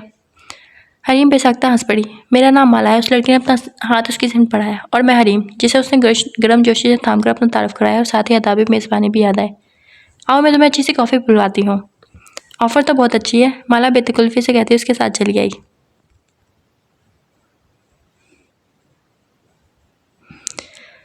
हरीम महा की कॉल आई थी। मैं यूनिवर्सिटी में थी, इसलिए तुम्हारी बात नहीं करवा सकी। वो कह रही थी 1 बजे ऑनलाइन हो जाना। नाश्ते के दौरान अचानक कुछ याद आया तो स्लाइस पर मार्जिन लगाते हरीम को अयान का ख्याल आया। शायद उसने महा से कहा हो। मामूल के काम निपटाने के बाद वो टेरेस पर आन खड़ी हुई। लंदन का आज कदरे मौसम खुशगवार था। बर्फबारी तो नहीं थी, लेकिन सुरमई बादलों की चादर तनी हुई थी। उस पर सर्द हवाएं खनक थी। वो तो सूरज की शक्ल देखने को तरस चुकी थी। हम कितने लकी हैं जो हमारे मुल्क में हर मौसम है। इसलिए तो हमारी ज़ात के अंदर भी तगैर है, वरना यहाँ के लोग तो मौसम की तरह हैं, सर्द मजाज। हेलो हरीम। सादा टेरेस की रेलिंग पर झुकते माला ने खुशगवारी से उसे मॉर्निंग विश की। वो भी जवाबन दर की बातें करने लगी उससे। माला के पेरेंट्स कुछ असर कबल एक रोड एक्सीडेंट में डेथ हुई थी और आजकल इस अपार्टमेंट में अकेली रहती थी। उसे तो उन लोगों की लाइफस्टाइल पर हैरत हुई। फ्रेंड्स, जॉब, तफरी, इसके अलावा उन लोगों के पास शायद सुनाती रही कोई रिश्ता होता था। आज कहीं घूमने चले? सूरज ने बादलों की ओर से हल्की सी झलक दिखाई और माला का दिल खुशी से झूम उठा। चलो। हरी में फ़ौरन मान गई। सीप की तो अपनी मसरूफियात थी, लेकिन वो अच्छी खासी बोरियत महसूस करने लगी। मैं चेंज करके आती हूँ। कुछ देर बाद दोनों एक साथ एलियन बिल्डिंग की सीढ़ियाँ उतर रही थी। तुम आज जॉब पर नहीं गई? रोड पर वॉक करते दोनों ने एक भुट्टा लिया। अब खाते हुए बातों में मगन थे। हाँ, बस आज मेरा ऑफ था, उसने फुर्ती से कहा, लेकिन हरीम का ध्यान उसकी इज्जतगी से ज़्यादा अपने मफाद की जानिब था। कितने घंटे की जॉब करती हो तुम? 8 घंटे की। और तुम्हारी सैलरी? 6000 पाउंड। मैं भी जॉब करना चाहती हूँ। क्या इस सिलसिले में मेरी कोई हेल्प कर सकती हूँ? हाँ, क्यों नहीं। माला ने रुककर तौसीफी नज़रों से उसे देखा। रेड हाई नेक जर्सी और ब्लैक जीन्स में बहुत हसीन लग रही थी। कमर तक आते उसके स्टेप कटिंग बाल सीने पर बिखरे थे और लंबा सा ऊनी मफलर गले में झूल रहा था। तुम तो इतनी खूबसूरत हो। सेल गर्ल की जॉब तो तुम्हें यूँ चुटकियों में मिल जाएगी। लेकिन मुझे यहाँ की मकामी ज़ुबान नहीं आती। इंग्लिश तो आती है ना? माला ने पूछा। हाँ, तकरीबन। तो बस फिर ठीक है, कल मेरे साथ चलना। मैं बस 4 घंटे की शिफ्ट करूँगी। ओके, जैसे तुम्हारी मर्जी, लेकिन मुझे तुमसे एक शिकायत है। माला ने कहा। क्या? मुझसे? हरीम ने ताज्जुब से पूछा। आज हमारी दिवाली है और तुमने मुझे विश नहीं किया। तुम हिंदू हो? आंखें फैलाते हरीम मुश्किल अपना जुमला मुकम्मल कर पाई। हाँ तो? माला को उसका रद्द-ए-अमल अजीब लगा। नहीं, वो मैंने समझा शायद तुम मुस्लिम हो। तो क्या इससे हमारी दोस्ती पर असर पड़ सकता है? माला ने पूछा। नहीं। हैप्पी दिवाली। उसने फ्लावर शॉप से एक फूल खरीद कर उसे विश किया। अब मैं तुम्हें लंच कराऊंगी। उसके इंतजार के बावजूद उसे लेकर चाइनीज़ रेस्टोरेंट में ले आई। वापस आते काफ़ी टाइम लग चुका था, लेकिन आजकल वो शायद उसकी वजह से नेट ऑन नहीं कर रही थी। उसने पीछा ही लिया हुआ था कि वॉइस बात करूँगा, जबकि उसके पास सेलफोन नहीं था और रोज़ कोई नया बहाना भी नहीं बना सकती थी। अभी ये सोचकर आईडी साइन इन किया था कि वो 4 बज चुके हैं और वो टाइम ऑफिस में होगा, मगर खिलाफ तवक्को से ऑनलाइन देखकर वो शॉक रह गई। Welcome sweet Hareem. तुम इस वक्त? उसने आबरूद कहा। हाँ, मैं नाइट ड्यूटी कर ली मैंने। शहरोज ने मज़े से बताया। क्यों? हरीम ने हैरत में इजाफा हुआ। बस, तुमने कहा था कि तुम इस टाइम फ्री होती हो और रात में ऑनलाइन नहीं हो सकती। हाँ, तुमने मुझसे बात करने की खातिर नाइट ड्यूटी कर ली? हरीम हनूस पे यकीन थी। हाँ। शहरोज ने मासूमियत से लिखा। अच्छा, तुमने खाना खा लिया? वो गरीब दिमागी से लिख रही थी। इन चंद दिनों में उसके लिए इतनी अहम हो चुकी थी कि उसने ड्यूटी टाइम चेंज कर लिया। वो बंदा जो 9 PM सो जाता, अब उसकी खातिर अपनी 24 साल रूटीन लाइफ को तब्दील करते हुए सारी रात जागेगा। माइक मैस के आया था, बस लेकर ही आता होगा। ओके, तुम खाना खाओ, मुझे भी किसी से बात करनी। दूसरी जानिब महा आ चुकी थी, तो वो जल्द उसे फारिग करना चाहती थी। सुनो हरीम। कहो। वो रुक गई। क्या ऐसा नहीं हो सकता कि तुम मुझसे बात किया करो और किसी से नहीं? उसकी फरमाइश पर हरीम तंग रह गई। कितनी शिद्दत थी इन लफ्ज़ों में। उसकी धड़कनों में एक हंगामा सा जाग उठा था। बर्तन धोते हरीम के दिल दिमाग में एक ही जुमला गर्दिश कर रहा था। कैसे नहीं हो सकता है तुम मुझसे बात किया करो और किसी से नहीं? हरीम को यूँ लग रहा था जैसे उसके अंदर का मौसम बदल रहा हो। अपने एहसास से खुद ही खौफज़दा थी। धुले हुए बर्तन रैक में रखने के बजाय उसने दोबारा सिंक में रख दिए। ऐसी बदहवासी तो उस पर पहले कभी नहीं छाई थी। उसने सोच लिया था अब दोबारा कभी उससे बात नहीं करेगी। दिल में पक्का इरादा करते उसने बर्तन सिंक में उठाकर रैक में रखे और हाथ धोकर ज़ेब के रूम में चली आई। ज़ेब इस वक्त बिस्तर पर किताबें बिखेरे कुछ लिखने में मगन थी। कोई काम था? एक पल को उसने सर उठाया। हाँ, अस्पात में सर हिलाकर उसने चंद किताबें उठाई और उसके मुकाबले बैठते बोली, मैं चाह रही थी माला के साथ सेल गर्ल्स की जॉब कर लूँ। जॉब? ज़ेब ने नाकाबिल फ़हम निगाहों से उसे देखा। जॉब तो वो फुल टाइम कर रही थी, बस 4 घंटे की। हरीम उसकी आंखों का सवाल समझ गई। ओके, अगर तुम मैनेज कर सकती हो तो एज़ यू लाइक। ज़ेब इजाज़त देकर दोबारा किताबों पर झुक गई। थैंक्स ज़ेब, तुम बहुत अच्छी हो। उसे उम्मीद तो थी कि इजाज़त मिल जाएगी, लेकिन उसे लगा था उसे कन्विंस करना पड़ेगा, लेकिन वो तो बगैर किसी दलाइल के मान गई। हरीम का खुश होना यकीनी था। सुबह 9 बजे से दोपहर 1 बजे तक उसकी शिफ्ट थी। घर आकर खाना बनाने के बाद उसने वॉल क्लॉक की सिम देखा। 4 बजने में 5 मिनट बाकी थे। माँ की फरमाइश पर वो नए हेडफोन लेकर आई थी। उसे हैरत थी कि ये ख्याल उसे पहले क्यों नहीं आया। सेल फोन की निस्बत हेडफोन तो बआसानी अफोर्ड कर सकती थी, लेकिन अब क्या फ़ायदा, मुझे तो उससे बात ही नहीं करनी। हेडफोन टेबल पर रखने के बाद वो टीवी ऑन करके बैठ गई, लेकिन वहाँ भी दिल न लगा तो धुले हुए कपड़े तय करना शुरू किए। 2 सूट तय करने के बाद भी उनसे दिल चाट हो गया तो चाय बनाकर टाइल्स पर आ गई। मगर गुजरते वक्त के साथ उसकी बेचैनी भी बढ़ रही थी। चाय का कप वहीं रेलिंग पर रखा छोड़कर वो कंप्यूटर के सामने आ बैठी। इतना लेट, मैं कब से वेट कर रहा था। उसका ऑफलाइन मैसेज आया हुआ था, लेकिन वो शायद साइन आउट हो चुका था। 20 मिनट तक वो मॉनिटर की स्क्रीन को घूरते उसका वेट करती रही। जब वो दोबारा आया तो उसने किताब घर खोल लिया। कुछ उसके फेवरेट नावल आए हुए थे। कैसी हो? वो पूछ रहा था। क्या कर रही हो? दूसरा सवाल। मसरूफ़ हो? वो रज़िया जमील का नावल पढ़ने में मगन थी। हरीम, क्या तुम मुझसे बात नहीं करोगी? उसके दिल को कुछ हुआ। उसे लगा ये शख्स की आदत बन चुका है, लेकिन अब अपनी कमज़ोरी इस पर मुनकिशिफ नहीं करना चाहती थी, सो बेनियाजी से अपना काम करती रही। अब उसकी कॉल आने लगी। अस्सलाम वालेकुम। वालेकुम सलाम, वो मध्यम सी आवाज़ में बोली। तुमने हेडफोन ले लिया? उसे खुशगवार हैरत में घेरा। हाँ। हरीम वॉइस में बात करते हुए नर्वस हो रही थी। कहाँ थी अब तक? उसने पूछा। तुम्हारे दिल में?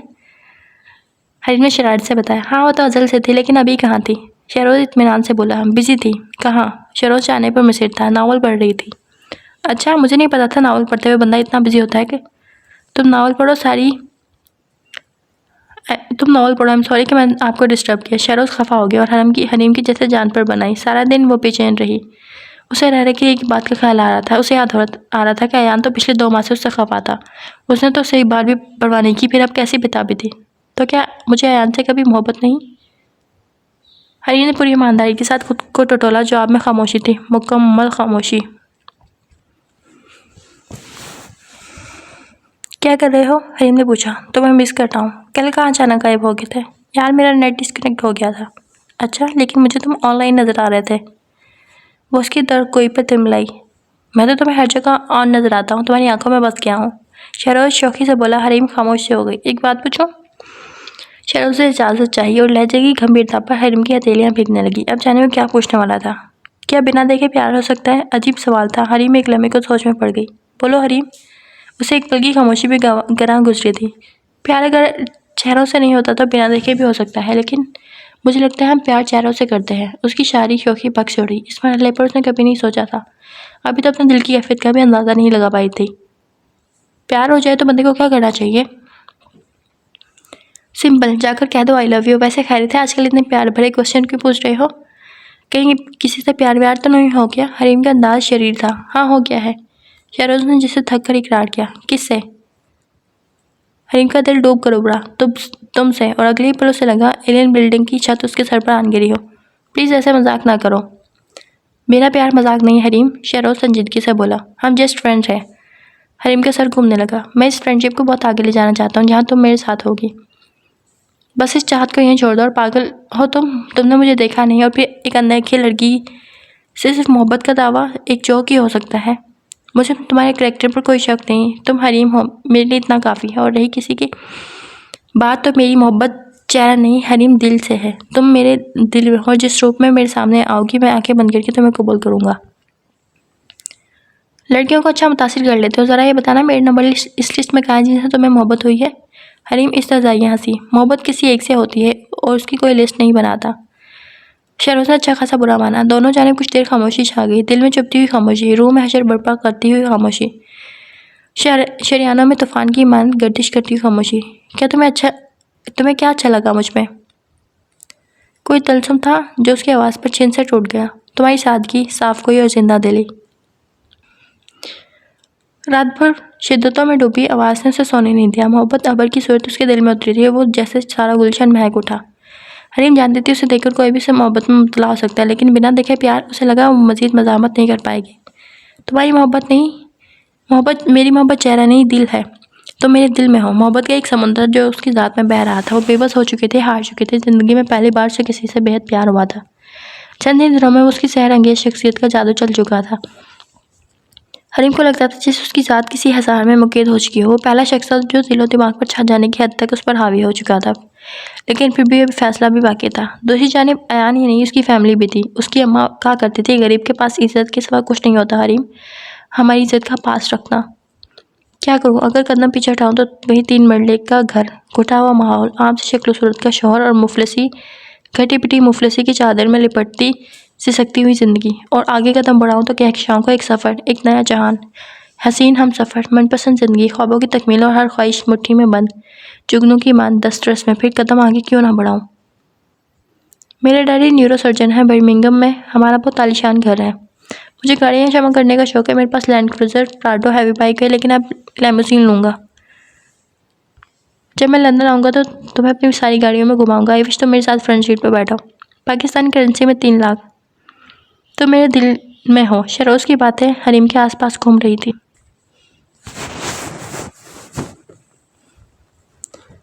माला, अगर इंसान के पास 2 रास्ते हों, बेहतर और बेहतरीन, तो वो किसका इंतखाब करेगा? स्टोर से वापसी पर दोनों वॉक करते घर आ रही थी जब कुछ ना समझ आने पर हरीम ने माला से राय लेने का सोचा। बेहतरीन, माला ने एक लम्हे की ताख़ीर किए बगैर कहा, जिस पर वो चौंकी, खासी खामोश भी हो गई। अगर ये सवाल हज़ारों लोगों से भी दरियाफ्त करती तो उसे यही जवाब मिलता, लेकिन माला की अगली बात ने उसे चौंका दिया। लेकिन रास्तों में, चीज़ों में और इंसानों में फ़र्क होता है। इंसानों को ज़ाहिर देखकर फ़ैसला नहीं करना चाहिए। पहले उनके अंदर झाँको, फिर उनके मन को परखो, फिर इंतखाब करो। परख, इस पहलू पर रात भर सोचती रही। अगली सुबह उसने सबसे पहले एक न्यू आईडी बना ली। ज़ेब, क्या मैं तुम्हारा सेल फोन यूज़ कर सकती हूँ? वो यूनिवर्सिटी जाने के लिए तैयार हो चुकी थी। फाइल में नोट्स रखते उसने उलझन अमीज़ नज़र से हरीम को देखा तो वजाहत करते बोली, मुझे हरमत से ज़रूरी बात करनी है। माह का माइक ख़राब है तो कितने दिनों से घर वालों से बात नहीं हुई। अम्मा की तबीयत भी अच्छी नहीं है शायद। ओके, लेकिन मम्मा की कॉल आए तो बता देना कि मैं यूनिवर्सिटी से वापस आकर उनसे बात करूँगी। सेल फोन उसकी जानिब बढ़ाने के बाद उसने फ़ाइल और बैग उठाए, फिर जूते के स्ट्रैप बांधते हुए हाथ हिलाकर चलेगी। उसकी क्लासेस आजकल सेकंड टाइम हो रही थी। 4 बजने में 5 मिनट था। उसका एक एक पल बड़ी मुश्किल से कटा। अजीब वसवसे वाहिमे दिल को हौला रहे थे। अपना नया आईडी साइन इन किए वो जिस कदर शिद्दत से उसकी मुतज़्ज़िद थी, इस कदर दिल में दुआ गो थी कि काश उससे बात ना करे, उसकी फ्रेंड रिक्वेस्ट एक्सेप्ट ना करे, कोई रिप्लाई ना करे, बल्कि उसे डांटते, उसे झाड़ते, उसे ये कहता है कि वो हरीम नामी लड़की से मोहब्बत करता है। अगले पल वो शॉक रह गई। क्या वो कबूलियत की घड़ी थी, या अल्लाह को उस पर रहम आ गया, या फिर उसकी किस्मत बदलने वाली थी? उसका मांगा हरफ हरफ सच हुआ। वो कितनी खुश थी। उसका दिल चाह रहा था कि काश वो मोर होती तो अपने सुनहरे पर फैलाकर जंगल में रक्स करती, या फिर कोई मीना होती और बारिश में भीगते सुरीला गीत गाती, या उसके पंख होते वो दूर आसमान की वसतों में उड़ते कहकशाओं को छुआती। वो एक साथ 2 आईडी से ऑनलाइन थी ताकि उसे शुबह ना रहे। ज़ेब का सेल फोन भी उसने इसी काम से लिया था। वो उसे बता रहा था, हरीम, ये कोई जोया नाम की लड़की है, उसने मुझे फ्रेंड रिक्वेस्ट की सेंड की, अब चीटिंग पर इशरार कर रही है। अच्छा, तो कर लो उससे बात। हरीम जहरीले मुस्कुराई, सोच लो, खुद इजाज़त दे रही हो, फिर ना कहना कि बेवफा हो। तुम तो ऐसे रिएक्ट कर रहे हो जैसे पहले कभी किसी लड़की से फ्रेंडशिप ही नहीं रही तुम्हारी। जनाब, ये इंग्लैंड है, बेवकूफ़ किसी और को बनाना। हाँ, फ्रेंडशिप तो थी, लेकिन मोहब्बत नहीं थी। अब मोहब्बत है तो ऐसी फ्रेंडशिप की कोई गुंजाइश नहीं निकलती। 2 लोग अल्फाज में इनकार करते, शहरों सब अपनी बातें करने लगा, लेकिन उसने भी हिम्मत नहीं हारी। अगले कई रोज़ तक माला के सेल फोन से उसे तंग करती रही, मगर मजाल है उसने कोई तवज्जो दियो था। खार को उसे एतबार करना पड़ा कि उसके साथ फेयर है। महीने के आखिर में उसे सैलरी मिली तो उसने सबसे पहले एक नया फ़ोन खरीदा। शुक्र है यार, तुम्हें मेरा ख्याल तो आया। मखसूस वक्त का वेट तो नहीं करना पड़ेगा। और शहरोज़ का जैसे बड़ा मसला हल हुआ था। तुम सोते किस वक्त हो? हरीम ने अपनी नींद से बुझल पल के मुश्किल चपकाते हुए पूछा। 11 बजने वाले थे और अभी तक वो फ़ोन बंद करने को तैयार नहीं था। बस 1 घंटा और बात कर लो। वो अपनी बात पर मसीर था। उसकी ड्यूटी आजकल शाम 5 बजने से रात 1 बजे तक होती थी। सुबह 9 बजे बजते ही उसने दोबारा फ़ोन कर देना था। कितना बोलता था वो, और उससे इतनी बातें न जाने कहाँ से आ जाती थी। 7 घंटे हो चुके हैं, हम बात करते। हरीम मध्यम आवाज़ में बोली। कल तो ज़ेब ने उससे पूछ भी लिया था कि इतनी देर किससे बातें करती हो। इसी वजह से वो धीमा बोल रही थी। और जब तुम 10 मिनट, 7 मिनट, 15 मिनट बाद फ़ोन काट देती हो तब तुम्हारे घंटे कम क्यों नहीं होते? आज जो पहली बार मेहरबान हो चुकी हो तो 1 घंटा और बात कर लो ना। ओके, बस 1 घंटा। हरीम को मानते ही बने। अब शहरोज से बता रहा था, मैंने तुम्हारे लिए ब्रोकन हार्ट वाला लॉकेट लिया है और मेरा दिल चाहता है कि तुम आईने के सामने खड़ी हो और मैं अपने हाथों से तुम्हें वो लॉकेट पहनाऊं। हरीम, आज शायद मेरी फ्रेंड्स आएंगी, तुम खाने में कुछ वैरायटी रख लेना। आज संडे था वो और माला अपने अपने टेस्ट की रेलिंग पर चुकी आउटिंग का प्रोग्राम बना रही थी जब ज़ेब के इत्तला पर उसका मुंह बन गया। जबकि वो माला से बातों में मशगूल हो चुकी थी। हरीम के बिखरे साविये उसने नहीं देखे थे। सारा दिन किचन की नज़र हो चुका था। ज़ेब ने भी बराए नाम ही उसकी हेल्प करवाई थी। शाम में ज़ेब की फ्रेंड्स आई, साथ ही उसका सेल फोन बज उठा। वक्त से उसका दिल टेरिस पर आ गई। मैं आज तुमसे बात नहीं कर सकती, कुछ फ्रेंड्स आई हैं और मैं इतने घंटे कैसे गुजारूंगा। उसकी आवाज़ में बोल रही थी। हरीम, मुझे बुखार है, मैंने अभी तक नाश्ता भी नहीं किया, कोई मेरा ख्याल रखने वाला नहीं है। अब तुम भी छोड़ के जा रही हो, जाने में क्यों इतना हसास हो रहा था। तुम नाश्ता करो, मेडिसिन लो, रेस्ट करो। Okay bye. ज़ेब इस दौरान से 2 बार आवाज़ लगा चुकी थी। वो मुश्किल जान छुड़ाकर वो किचन में आई। खाना सर्व करना भी इसके ज़िम्मे था। ज़ेब, तुम्हारी कज़न तो बहुत खूबसूरत है। ज़ेब की दोस्तों के वालहाना अंदाज पर ज़ेब यूँ गर्दन पकड़ाकर मुस्कुराई जैसे उसकी अपनी तारीफ हो। हरीम ने तशक्कुर भरी नज़रों से उसे देखा। वो उसके खुलूस की मुतरिफ हो चुकी थी। उसने फ्रेंड्स में उसे कज़न से मुतारिफ करा के उसकी इज्जत नफ्स और खुददारी का मान रख लिया था। अब तुम भी आ जाओ हरीम। ज़ेब की आवाज़ पर वो खाने के में बड़ा इनाम शरीक हुई, जबकि जहन हनूस शहरोज में उलझा हुआ था। जाने उसे कितना बुखार था, आवाज़ से ही नकाहत छलक रही थी। नाश्ता भी क्या होगा कि नहीं। अनवा इकसाम के खानों से सजी मेज़ उसके सामने थी। उसका कुछ भी चखने को दिल नहीं चाह रहा था। हालांकि अब कभी वो बिरयानी खाने के लिए उंगलियों पर दिन गिना करती थी, आज खुद से ज़्यादा उसके खाने की फ़िक्र हो रही थी उसे। अगर वो इतना खूबसूरत ना होता, इतना अमीर ना होता, ना ही उसके पास गाड़ियाँ होती, आलीशान महल ना होता, अगर वो नेशनलिटी होल्डर ना हुई, उसका शुमार अपर क्लास में ना हो रहा होता, तो क्या तब भी उसे इतनी मोहब्बत करती। बर्तन धोते एक लम्हे को हरीम के हाथ साकित हो चुके थे। वो खुद को टटोल रही थी, अपने दिल में झांकते अपने जज्बात और एहसासात का जायज़ा लेना चाहती थी और दिल का जवाब उसे वर्ता हैरत में डाल गया। हाँ, उसके पास अगर कुछ भी ना होता फिर भी मैं उससे यूं ही मोहब्बत करती। हरीम खुद हैरान थी, क्या वो इन सारी चीज़ों और साजिशों के बगैर खाली इंसान से मोहब्बत कर सकती थी। अगर हाँ, तो फिर से अयान से मोहब्बत क्यों नहीं हुई। अयान घर वालों को पसंद था, जिस पर उसने सर झुका दिया, उसके लिए इसलिए कि अयान से आगे की दुनिया तो कभी उसने देखी ही ना थी। अगर मुझे शहरोज ना मिलता तो शायद मैं अयान के साथ एक अच्छी ज़िंदगी गुजार लेती। लेकिन दिल के ज़ाब्ते भी अजीब होते हैं। हर किसी से मोहब्बत मुमकिन होती तो अनारकली यूँ खुद को दीवार में चुनवाना कभी तस्लीम ना करती। मोहब्बत की अगर कोई मूरत है तो उसमें शहरोज के नक्श उभरते हैं।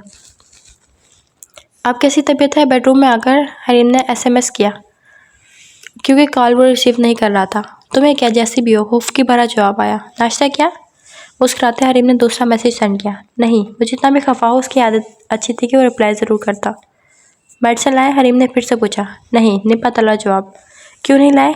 हरीम के पास सवालों की कमी नहीं थी। मेरी मर्जी। तुम्हारी मर्जी नहीं चलेगी। उठकर नाश्ता करो और मेडिसिन लाओ, वरना मैं बात नहीं करूँगी। ना करो। और वो भी साइन आउट करके जा चुका था। हरीम हाथ में पकड़े सेलफोन को घूरती रह गई। रात भर हरीम ठीक से सो नहीं पाई थी। सुबह उसने नाश्ता भी नहीं किया। स्टोर पर खड़ी वो 10 बार सेलफोन निकाल कर चेक कर चुकी थी, लेकिन ना तो उसका कोई पैगाम था, ना ही ऑनलाइन हो रहा था। वो अगर हरीम जानते थे कि उस वक्त वो ऑफिस जा चुका होगा, लेकिन फिर भी भला उसके खफा होकर कैसे काम कर सकता था।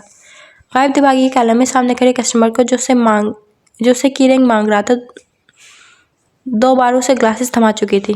हरीम, तुम्हारी तबीयत तो ठीक है। माला ने आकर पहले कस्टमर को फारिग किया, फिर इसकी सिम्टम तो हुई। हाँ, शायद टेम्परेचर हो रहा है। हरीम बेदिली से मुस्कुराई। तो लीव लेकर चली जाओ। उस पुरखुलूस मशरूब पर उसने वॉल क्लॉक के सिमट देखा। अभी शायद 1.5 घंटा हुआ था।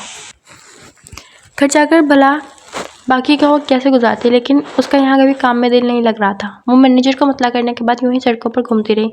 4 बजने में 10 मिनट बाकी था जब उसने अपार्टमेंट का कदम रखा। हरीम, इतना लेट। तुम जानते हो मुझे यूनिवर्सिटी भी जाना था और किचन में खाने के लिए कुछ भी नहीं।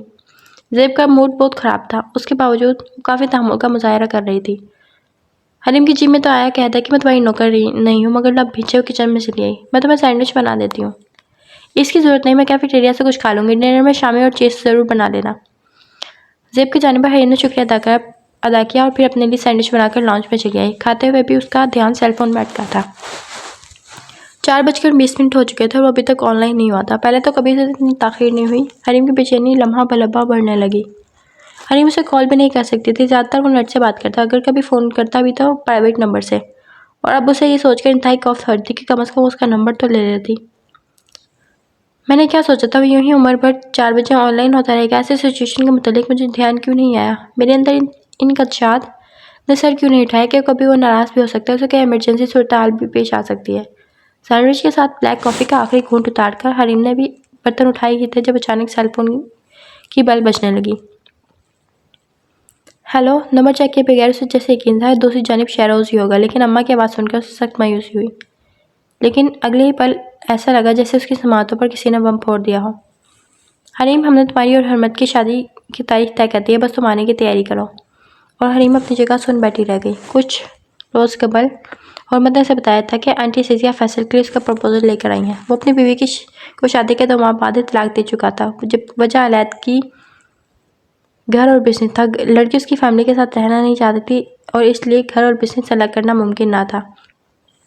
वो अपने वालिदैन की इकलौती औलाद था, फिर घर किससे अलग करता? अपनी माँ से, और बिजनेस बाप से। रोज़ बरोज़ के झगड़ों ने बलाखिर फैसल को इंतहाई कदम उठाने पर मजबूर कर दिया और आंटी सिजिया को भी ऊंचे और अमीर खानदान की बहू का शौक पूरा हो चुका था। अब वो हुर्मत के तलबगार बनकर आई थी, लेकिन यहाँ बात हुर्मत की नहीं थी। हनीम, तुम सुन रही हो? अम्मा ने दोबारा पूछा, लेकिन वो तो जिससे बहरी हो चुकी थी। दिल और दिमाग में चक्कर चलने लगे थे। कुछ समझ नहीं आया कि क्या हो रहा है। एक जानिब शादी की तारीख तय हो चुकी थी, दूसरी जानिब वो नाराज़ होकर बैठा था। राब्ते की कोई सबील नहीं नजर आ रही थी। अब क्या करूं? सोच सोच कर ये हरीम के दिमाग के असाब चटकने लगे।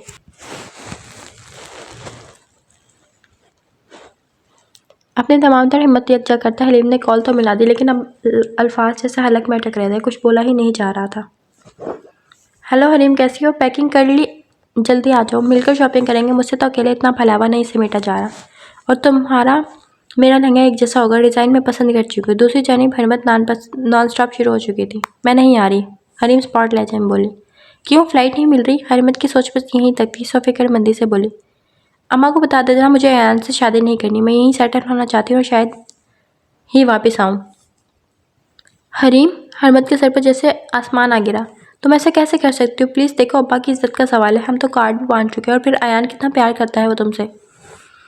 लेकिन मैं उससे प्यार नहीं करती। और प्लीज़ मेरी वापसी को अना का मसला ना बनाया जाए। अम्मा से कहो वो तुम्हारी रुखसती कर दें। मेरे लिए परेशान होने की ज़रूरत नहीं है। हरीम, मेरी बात। जुमला मुकम्मल होने से कबल ही राब्ता मुंतका कर दिया गया, क्योंकि वो जानती थी अब सब मिलकर उसे इमोशनल ब्लैकमेल करेंगे और जज्बात में बहकर वो इतना अजीम नुकसान नहीं कर सकती थी। सेलफोन ऑफ करके अलमारी में बंद किया और उठकर माला के फ्लैट में चली गई। वो किचन में खड़ी पकौड़े तल रही थी।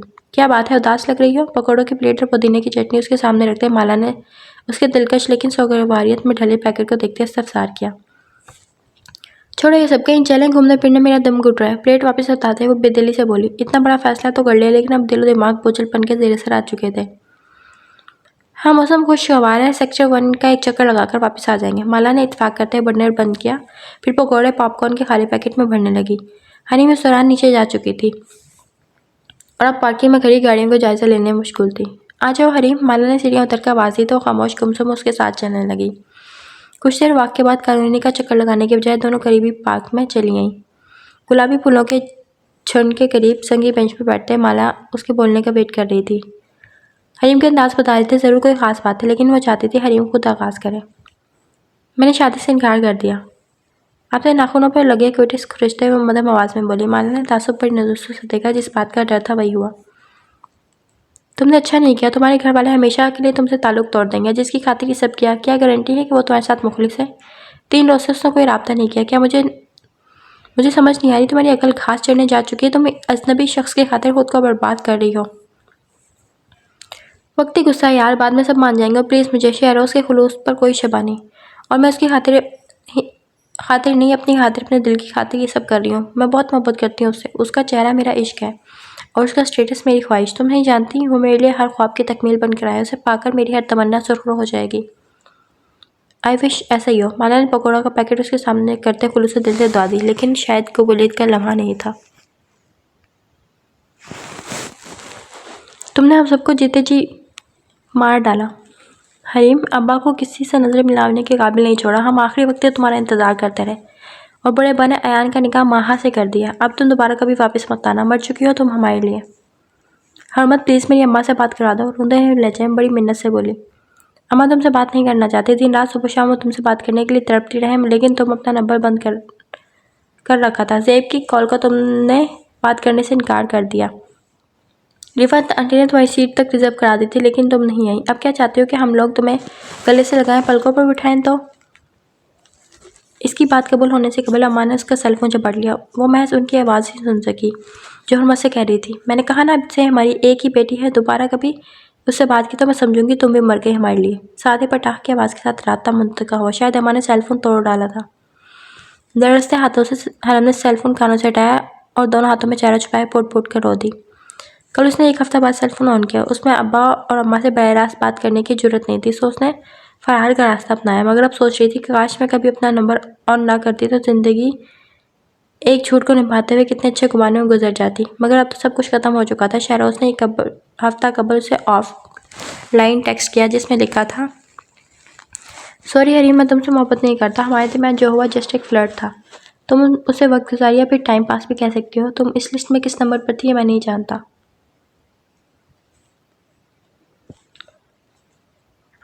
हाल प्रेजेंट। आओ ना हरीम। उसका हाथ थामे उसे अपने बेडरूम में मुल्का का स्टडी रूम में ले आया। अब वो अपनी तस्वीर के सामने खड़ी थी। यह तस्वीर मैंने आर्ट गैलरी से खरीदी थी। इस चेहरे ने मेरे दिल पर क्लिक किया। मुझे पहली नज़र में तुमसे मोहब्बत हो गई हरीम, और तुम वो वाहिद लड़की हो जिसे ज़िंदगी में फ़र्स्ट टाइम प्रपोज कर रहा हूँ। अपनी पॉकेट से डायमंड रिंग निकालने के बाद शहरोज वेस्टर्न स्टाइल में घुटनों के बल उसके सामने झुका। Will you marry me? और आज वही शख्स उसके सामने घुटनों के बल झुका अपनी बेपाया मोहब्बत का इजहार कर रहा था। इससे शादी का ख्वाहा था। वो कितना बड़ा झूठा था, उसके कितने बहरूप थे। वो कह रहा था तुम वाहिद लड़के हो, और इससे कबल तो अब उसे अपनी लिस्ट में उसका नंबर भी याद नहीं था। वो शायद दुनिया का सबसे खूबसूरत तरीन मर्द था, लेकिन हरीम को उसके चेहरे से घिन आ रही थी। उसका दिल चाहा उसके मुंह पर थूक दे, लेकिन इससे क्या होना था। वो चंद रोज़ गमगीन होता और फिर ज़ेब से शादी कर लेता। ये तो मामूली सी अजियत थी, जबकि दिल तो चाहता उसे पत्थरों से संसार कर दे। ओके, हरीम मदम से मुस्कुराई। शहरोज ने खुशी से के पपाया एहसास में मुगलब होकर रिंग पहनाना चाहिए तो हरीम ने टोक दिया, लेकिन हम में स्टेटस का बहुत डिफरेंस है। मैं एक गरीब घराने की लड़की हूँ। लंदन तालीम हासिल करने नहीं बल्कि ज़ेब का ख्याल रखने आई और उसके अपार्टमेंट की देखभाल करने आई। तुम्हारे पेरेंट्स हमारी रिलेशनशिप को कभी तस्लीम नहीं करेंगे। और ये वो तल्ख हकीकत थी जो किसी सूरत को छुपा नहीं सकती थी। उसने बेहतर जाना कि मुनासिब अल्फाज में अपनी हैसियत उस पर आश्कार कर दे। एक लम्हे को वो खामोश हो गया। हरीम का दिल डूबने लगा। मोहब्बत के इन ज़ाब्तों को मानती है। अगले पल उसने रिंग पहनाकर उसकी खूबसूरत मरमरी हाथ की पुष्ट को अपने लबों से छुआ तो हरीम बिदक कर दूर हटी। इस किस कदर नागवार था उसकी मोहब्बत का वलीन लम्स। तुम्हारी तस्वीर लंदन की इतनी मशहूर आर्ट गैलरी में कैसे आई? क्या वो आर्टिस्ट तुम्हारा कोई दोस्त था या फिर तुमने शौक में बनवाई थी? अगले रोज़ आउटिंग के दौरान जब सेब और महरोज कांटा लगाए मछली का शिकार कर रहे थे तो साहिल की रेत पर चलते बहुत दूर निकल आए। बातों के दौरान उसने अचानक इस अवसर पर एक लम्हे का बौखला कर रह गई। उसे याद था वो दिन जब उसका फर्स्ट ईयर का एडमिशन जाना था। अब्बा इन दिनों बेरोजगार थे। अम्मा ने साफ कह दिया था, कोई ज़रूरत नहीं पढ़ने की, आराम से घर बैठो। हमारे पास इतने वसाइल नहीं जो खरीदारी के साथ तुम्हारे तालीमी अखराजात भी पूरे करें। उस रोज़ घर से कॉलेज जाने के बजाय वो जीना पार्क आकर बैठ गई। जब वो उल जुलूल से हुलिया वाला लड़का उसके सामने आकर रहा, hello, I am Robin, can I paint your face? क्यों, यहाँ और कोई चीज़ पेंट करने के लिए नहीं? हरीम काट खाने का दौड़ी। एक तो पहले ही दिमाग ख़राब था, ऊपर से अनोखी फरमाइश है, लेकिन मुझे बहुत खूबसूरत चेहरे को की तलाश है। क्या करोगे मेरे चेहरा पेंट करके? अपनी तारीफ तो किसी भी इंसान के मजाज पर खुशगवार तासुर डालती थी। हरीम ने यूं ही अपना ध्यान बटाने की गर्ज से पूछ लिया, लंदन आर्ट गैलरी में नुमाइश करवाऊंगा, एक शर्ट पर इजाज़त दे सकती हूँ। उसे लगा प्रॉब्लम को की सोल्यूशन मिल चुका है। लड़की ने इंतहाई पुरशौक अंदाज में सर हिलाया। शायद उसे इतनी जल्दी मान जाने की तवक्को नहीं थी। तब उसने 2000 के ओज़ अपना चेहरा पेंट करवाने की हामी भर ली। तुम्हें क्या बताया था उसने? अपने बौखलाहट पर काबू आते उसने उल्टा सवाल किया। मैंने पूछा था ये चेहरा कहाँ से पेंट किया तो उसने बताया लाहौर चिरा पार्क। और उसके बाद वो किसी और से मुतवज्जो हो चुका था। मज़ीद कुछ पूछने का मौका ही नहीं मिला। हरीम ने उस वसात पर इत्मीनान भरा सांस खारिज किया और बेनियाजी से बोली, हाँ, शौकिया पेंट करवाया था। पिकनिक से घर आए तो रिफत अरा बेगम एयरपोर्ट आ चुकी थी। शहरोज़ को उल्टे पाँव गाड़ी वापस घुमाना पड़ी। तभी उसकी तशवीश में इजाफा हुआ। शहरोज़ तो शायद उनकी आमद के मकसद से लाइन था। जाने इसका रेट कैसा होगा, कहीं फिर सब वैसा ही ना हो जाए जितना वो अपने पेरेंट्स के साथ अटैच है। इमोशनल ब्लैकमेलिंग का शिकार हो सकता है। जितना सोच रही थी इतना ही उसका दिल डूबता जा रहा था। लेकिन इस बार तकदीर कुछ ज़्यादा ही मेहरबान थी। शायद सितारे गर्दिश से निकल आए थे जो कि सब उसके हंस पे मंशा हो रहा था। रात को लॉन में चहलकदमी करते उसने शहरोज़ को आरफा बेगम के बेडरूम के सिंचाते देखा। रिफत आरा बेगम और मामू भी वहीं थे। लगता था खास बात होने वाली। इसका दिल चाहा काश वो अंदर होने वाली गुफ्त को बहर रास्त सुन सके। लॉन के ऊपरी जानिब आकर उसने खिड़कियों का जायजा लिया। एक दरीचा खुला था। दीवार की आहट से उसने कान अंदरूनी आवाज़ों की सिमत लगा दिया। शहरोज़, हमने सोचा है तुम्हारी और जुबैरी की एंगेजमेंट कर दी जाए। शादी ज़ेब की तालीम मुकम्मल होने के बाद आराम से हो जाएगी। तुम्हारी पुप्पो भी खास इसी मकसद के लिए आई हैं। हम तो वीकेंड नाइट को फंक्शन अरेंज करने का सोच रहे हैं। क्या ख्याल है तुम्हारा? अपना फैसला सुनाने के बाद वो उसकी राय दरियाफ्त कर रहे थे। लड़की के मतलब नहीं बल्कि अरेंजमेंट के सिलसिले में। शहरोज़ अपनी जगह सुन होकर रह गया। डैडी, आपको दुख होगा लेकिन प्लीज़ मेरी बात को समझे। I am already commented. Shahroz की झुंझलाहट भरे इनकार और जवाब के बाद बेडरूम में एक पल को सन्नाटा छा गया। किसी को भी शायद शहरोज़ से ये तवक्को नहीं थी। वो हमेशा से अपने पेरेंट्स का इंतहाई फर्माबरदार था। कौन है वो लड़की? फारूक अहमद के बारों पर इस्तफसार में बरहमी का तासुर बेहद नुमाया था। लेकिन जवान हरात से ज़बरदस्ती वो भी इतने आज़ाद माशरे में करना बेकार था। सो उन्होंने मुस्लिम तमीज़ रास्ता इख्तियार किया। वैसे भी वो बेटे के मजाज से खूब वाकिफ़ थे कि वो उन्हीं का परतूत था। लेकिन लड़की का नाम सुनकर अपने ज़ब्त पर काबू नहीं रख पाए। हरीम, और सबको जैसे सांप सूख गया। तुम्हारा दिमाग ठीक है? जानते क्या हो तुम उस लड़की के मुतालिक? मैं उसके मुतालिक सब जानता हूँ। माना कि वो एक middle class, third class. Rifat Ara ने दरमियान में टोका। क्यों? अगर वो थर्ड क्लास भी है तो मुझे उससे कोई फ़र्क नहीं पड़ता। शादी के बाद मेरा नाम, मेरा स्टेटस और मेरा याला ख़ानदानी उसकी पहचान होगा। और हरीम मजीद कुछ सुने बगैर वापस गेस्ट रूम चली गई। क्या ये वही शख्स है? वो यकीन नहीं कर पा रही थी। मैं जानती थी मुझे देखकर तुम मेरी मोहब्बत में मुब्तला हो जाओगे। तफाखुर का एहसास रगोपे में स्वरूप बनकर उतर रहा था। सत्ता पैर कमल तानते हुए उसने मज़े से आंखें मूंद ली। दूसरी जानिब ज़ेब सुनकर सकते मार चुकी थी। वो कम ज़ात 2 टके की लड़की, तुम्हें उसके औकात में रखना चाहिए था। वो खूब भरी बैठी थी। मैं उससे खुद बात करूँगी। स्लीपर पहनते उसने दुपट्टा ओढ़ा। कोई फ़ायदा नहीं, सो जाओ अभी। सुबह होते ही मैं उसे वापस रवाना करती हूँ। वो कुछ और ही इरादा किए हुए बैठी थी शायद। लेकिन ज़ेब का चैन कहाँ आना था। रात पर मुश्किल कटी। सुबह के आसार नमूदार होते ही वो उठकर कमरे से बाहर निकल आई। लॉन्च पर सन्नाटा छाया हुआ था। राहदारी से गुजरते हुए गेस्ट रूम के दरवाजे पान खड़ी। दस्तक के लिए हाथ उठाए तो कितने ही पल नज़रों के सामने घूम गए। लंदन में साथ उन्होंने घूमते कितना एंजॉय किया था। वो उसकी वार्डरोब यूज़ करती थी। ज़ेब ने सब जानते हुए भी कभी टोका नहीं। कुल वक्त की मुलाजमत के बावजूद उसे नौकरी करने की परमिशन दी। हालांकि उसके कामों पर मामूर थी, फिर भी अपने आधे से ज़्यादा काम खुद किया करती थी। उसने जब जितने पैसे मांगे ज़ेब ने कभी इनकार नहीं किया। वो बीमार हुई थी, उसने दिन रात की तमीज़ मिलाकर उसका ख्याल रखा। जिस दिन उसने किलाई की रख काटी थी उस रोज़ अपना एग्ज़ाम छोड़कर उसकी खातिर अस्पताल आई थी। वो आजकल डिस्टर्ब है, इस ख्याल से उसे अपने साथ लेकर आई थी कि कहीं अकेले में फिर कोई उल्टी सीधी हरकत ना कर ले। डिप्रेशन कम करने के लिए वो रोज़ सैर व तफरीह के प्रोग्राम बना रही थी। हर जगह उसे साथ लिए घूम रही थी। और उसने क्या किया, आंसू का फंदा ज़ेब के गले में अटकने लगा।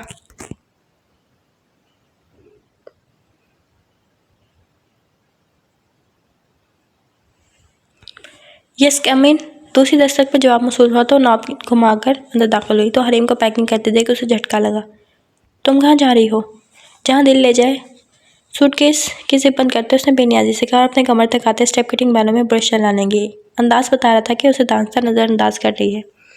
तुमने ये सब क्यों किया ज़ेब? हरीम, मैंने तुम्हें हमेशा दोस्तों से बढ़कर चाहा था। ज़ेब का गला रुंध गया। मुझे ब्लेम करने के बजाय अपने कज़न से सवालो जवाब करो। उसने मुझे प्रपोज़ किया, मैं उसके पीछे नहीं गई थी। तो तुम उसकी हौसला अफजाई ना करती? क्यों ना करती? वो हैंडसम है, वेल एजुकेटेड है, स्टेबल है और मुझसे मोहब्बत भी करता है। कैरेक्टर वाइज भी बुरा नहीं। I think he is best proposal for me. अगर तुम मुझे गिल्ट फील कराना चाहती हो तो तुम दोनों के बीच आई हो तो डेट्स पॉसिबल यार। वो जस्ट तुम्हारा कज़न था, कोई बॉयफ्रेंड या फियांसी नहीं। बालों को रबर बैंड में जमा करता है। हरीम ने लापरवाही से शान झुकाए। तुम इतनी खुदगर्ज और बेहिस कैसे हो सकती हो हरीम? ज़ेब गहरे दुख से बोली। अगर तुम मुझे अपने एहसानात याद दिलाना चाहती हो तो माइंड इट ज़ेब। वो तुम्हारा अपना अच्छा अमल था, उसके बदले की तवक्को मुझसे मत रखो। मैं तुम्हारी हाउसमेट ज़रूर थी, कोई ज़रख़ीत गुलाम नहीं। मेरी नौकरी को तुमने मुझे पे किया, फिर भी तुम्हारी तसल्ली के लिए कह देती हूँ, मेरा और शहरोज़ का रिश्ता ट्रेन में बैठे 2 मुसाफिरों की मांद होगा जिन्हें बस एक स्टेशन तक साथ चलना। मैं कंफर्म नहीं बता सकती कि मेरा उसका कितना सफ़र बाकी है, लेकिन अगर तुम इस स्टेशन के आने का इंतज़ार कर सकती हो तो कर लो।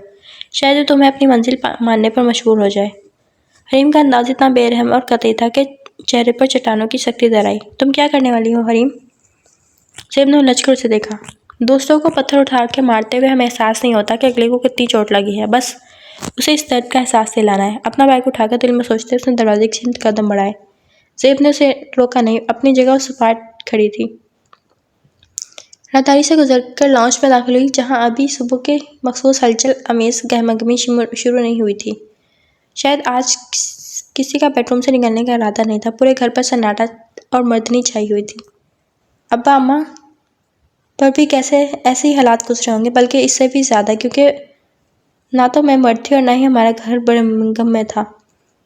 अच्छी भली ज़िंदगी तो मेरी बेराह रवि ने कितना मुश्किल बना दिया है। मेरे जैसे लोग हैं जो ख्वाहिशों के गुलाम, नफ्स के पैरोकार, तकदीर को अपनी कलम से लिखने पर बज़िद है, उनका यही अंजाम होता है। पहले अपनी गलत अकल का इस्तेमाल करते हैं और जब सारा हिसाब तकदीर के गोशे में डाल देते हैं, उनका अंजाम यही होता है। और किस्मत में कहते हैं, किस्मत में ऐसा ही लिखा। सड़क के किनारे छठी ठंड में खड़े होकर शरोज़ की वापसी का इंतजार कर रही थी, जो जॉगिंग के लिए गया था। हरीम, तुम कहाँ जा रही हो? शरोज़ को आते देख हरीम ने बैग घसीटना शुरू किया। पास आकर हस्बे तवक्को फिक्रमंदी से बोला तो हरीम की आंखों में मसनूई आंसू आए, जिस पर शरोज़ मजीद बेचैन हुआ। हरीम, प्लीज़ मुझे बताओ, किसी ने कुछ कहा है? अंकल आंटी ने मेरी बहुत तस्लील की। मैं अपनी दोस्त माला के पास जा रही हूँ। बेहतर होगा आप उनकी बात मान लें, वरना मैं तो अब किसी कीमत पर वापस इस घर में नहीं जाऊंगी। अगर आपको मुझसे शादी करनी है तो इसी वक्त मुझसे निकाह करें। फैसला का वक्त अभी है। हरीम ने उसके लिए कोई गुंजाइश नहीं छोड़ी थी। ओके, तुम रुको, मैं गाड़ी लेकर आता हूँ। शरोज़ से वहीं छोड़कर अंदर आया। लिबास तब्दील करने के बाद गाड़ी में से महज 7 मिनट लगे। वो जानता था इस वक्त वो कुछ भी सुनने के मूड में नहीं है। सोचा बाद में आराम से बात कर लेगा, लेकिन उसने तो अपार्टमेंट के अंदर जाने से ही इनकार कर दिया था। पहले हम इस्लामिक सेंटर जाएंगे, हमारा निकाह होगा, फिर मैं तुम्हारे साथ इस अपार्टमेंट में कदम रखूंगी। शहरोज़ ने गाड़ी वापस इस्लामिक सेंटर की सिमत मोड़ ली। 2 घंटे बाद जब वो वापस लौटे थे, एक मोतबर रिश्ते में बन चुके थे। हरीम को चाहिए था इस रिश्ते की हिम्मत का पास रखते वो अपने साहब का तमाम शिकवे भुला देती, मगर उसके हवासों पर तो महज नाकाम सवार था। रास्ता भर उसने सोचा कि उस शख्स को इतनी मोहब्बत देगी कि उसके सिवा सारी दुनिया भूल जाएगा, मगर कुर्बत के पुरफुसूल लम्हों में उसे एहसास हुआ कि उसका दिल तो किसी फ़कीर की कशकोल की मानिंद खाली था। उसमें तो मांगे के चंद सिक्के भी नहीं थे। जब मांगना उसे कभी आया ही नहीं, तो नवाजने का ज़र्फ कहाँ से लाती? मुझे ज़हनी तौर पर आमादा होने में थोड़ा वक्त लगेगा, उसने पहले ही बता दिया। तुम जितना चाहे वक्त ले लो, ज़बरदस्ती नहीं, लेकिन सबसे पहले तो नाश्ता होना चाहिए। तुम आराम करो, मैं बाहर से कुछ लेकर आता हूँ। हरीम पर एक मोहब्बत भरी नज़र डालकर उसने मुस्कुराते हुए कहा और दरवाजे की सिमत पलट गया।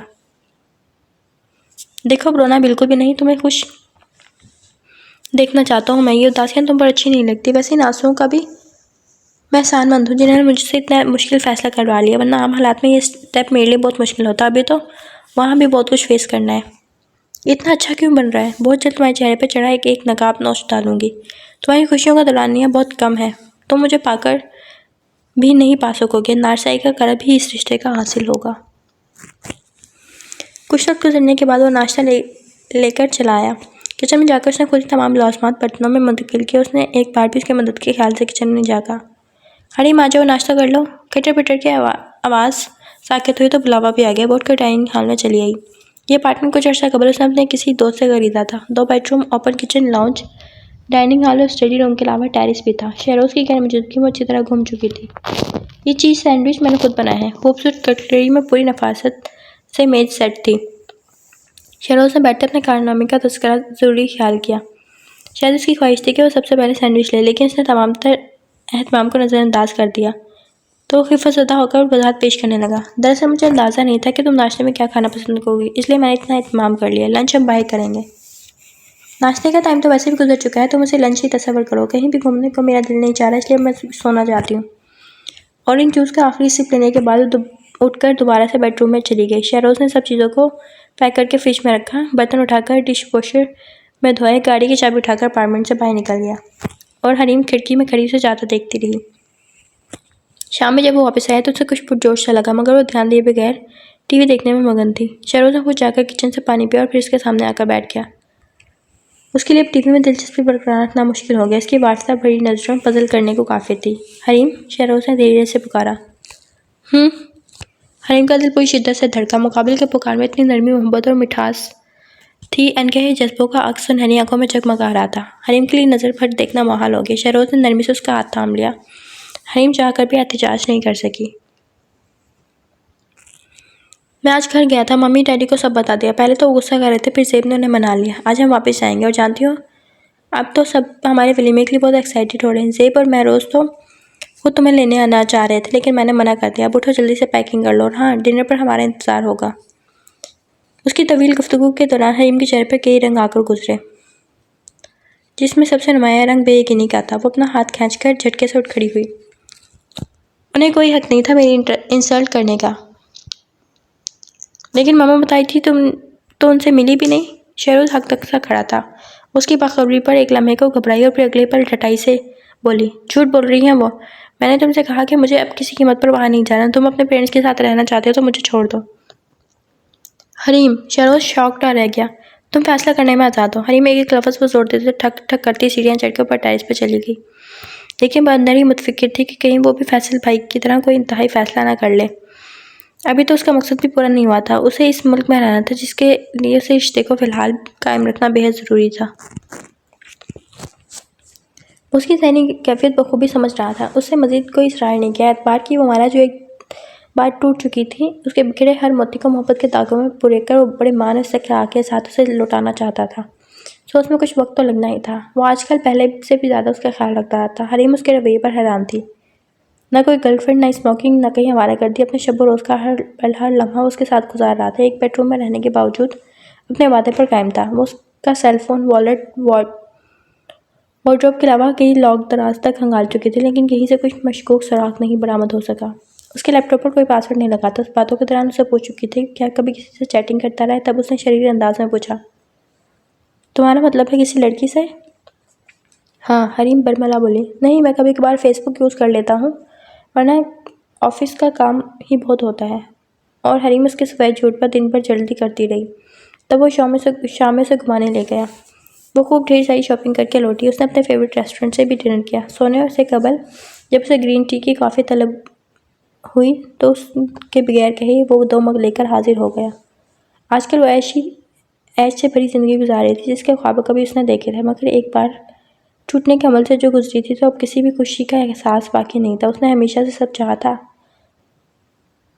आधी तकमील तो उसे खुशी दे भी नहीं सकती थी। नेशनैलिटी के लिए वो अप्लाई कर चुकी थी। आज इस सिलसिले में उसका इंटरव्यू था, जो बहुत अच्छा रहा।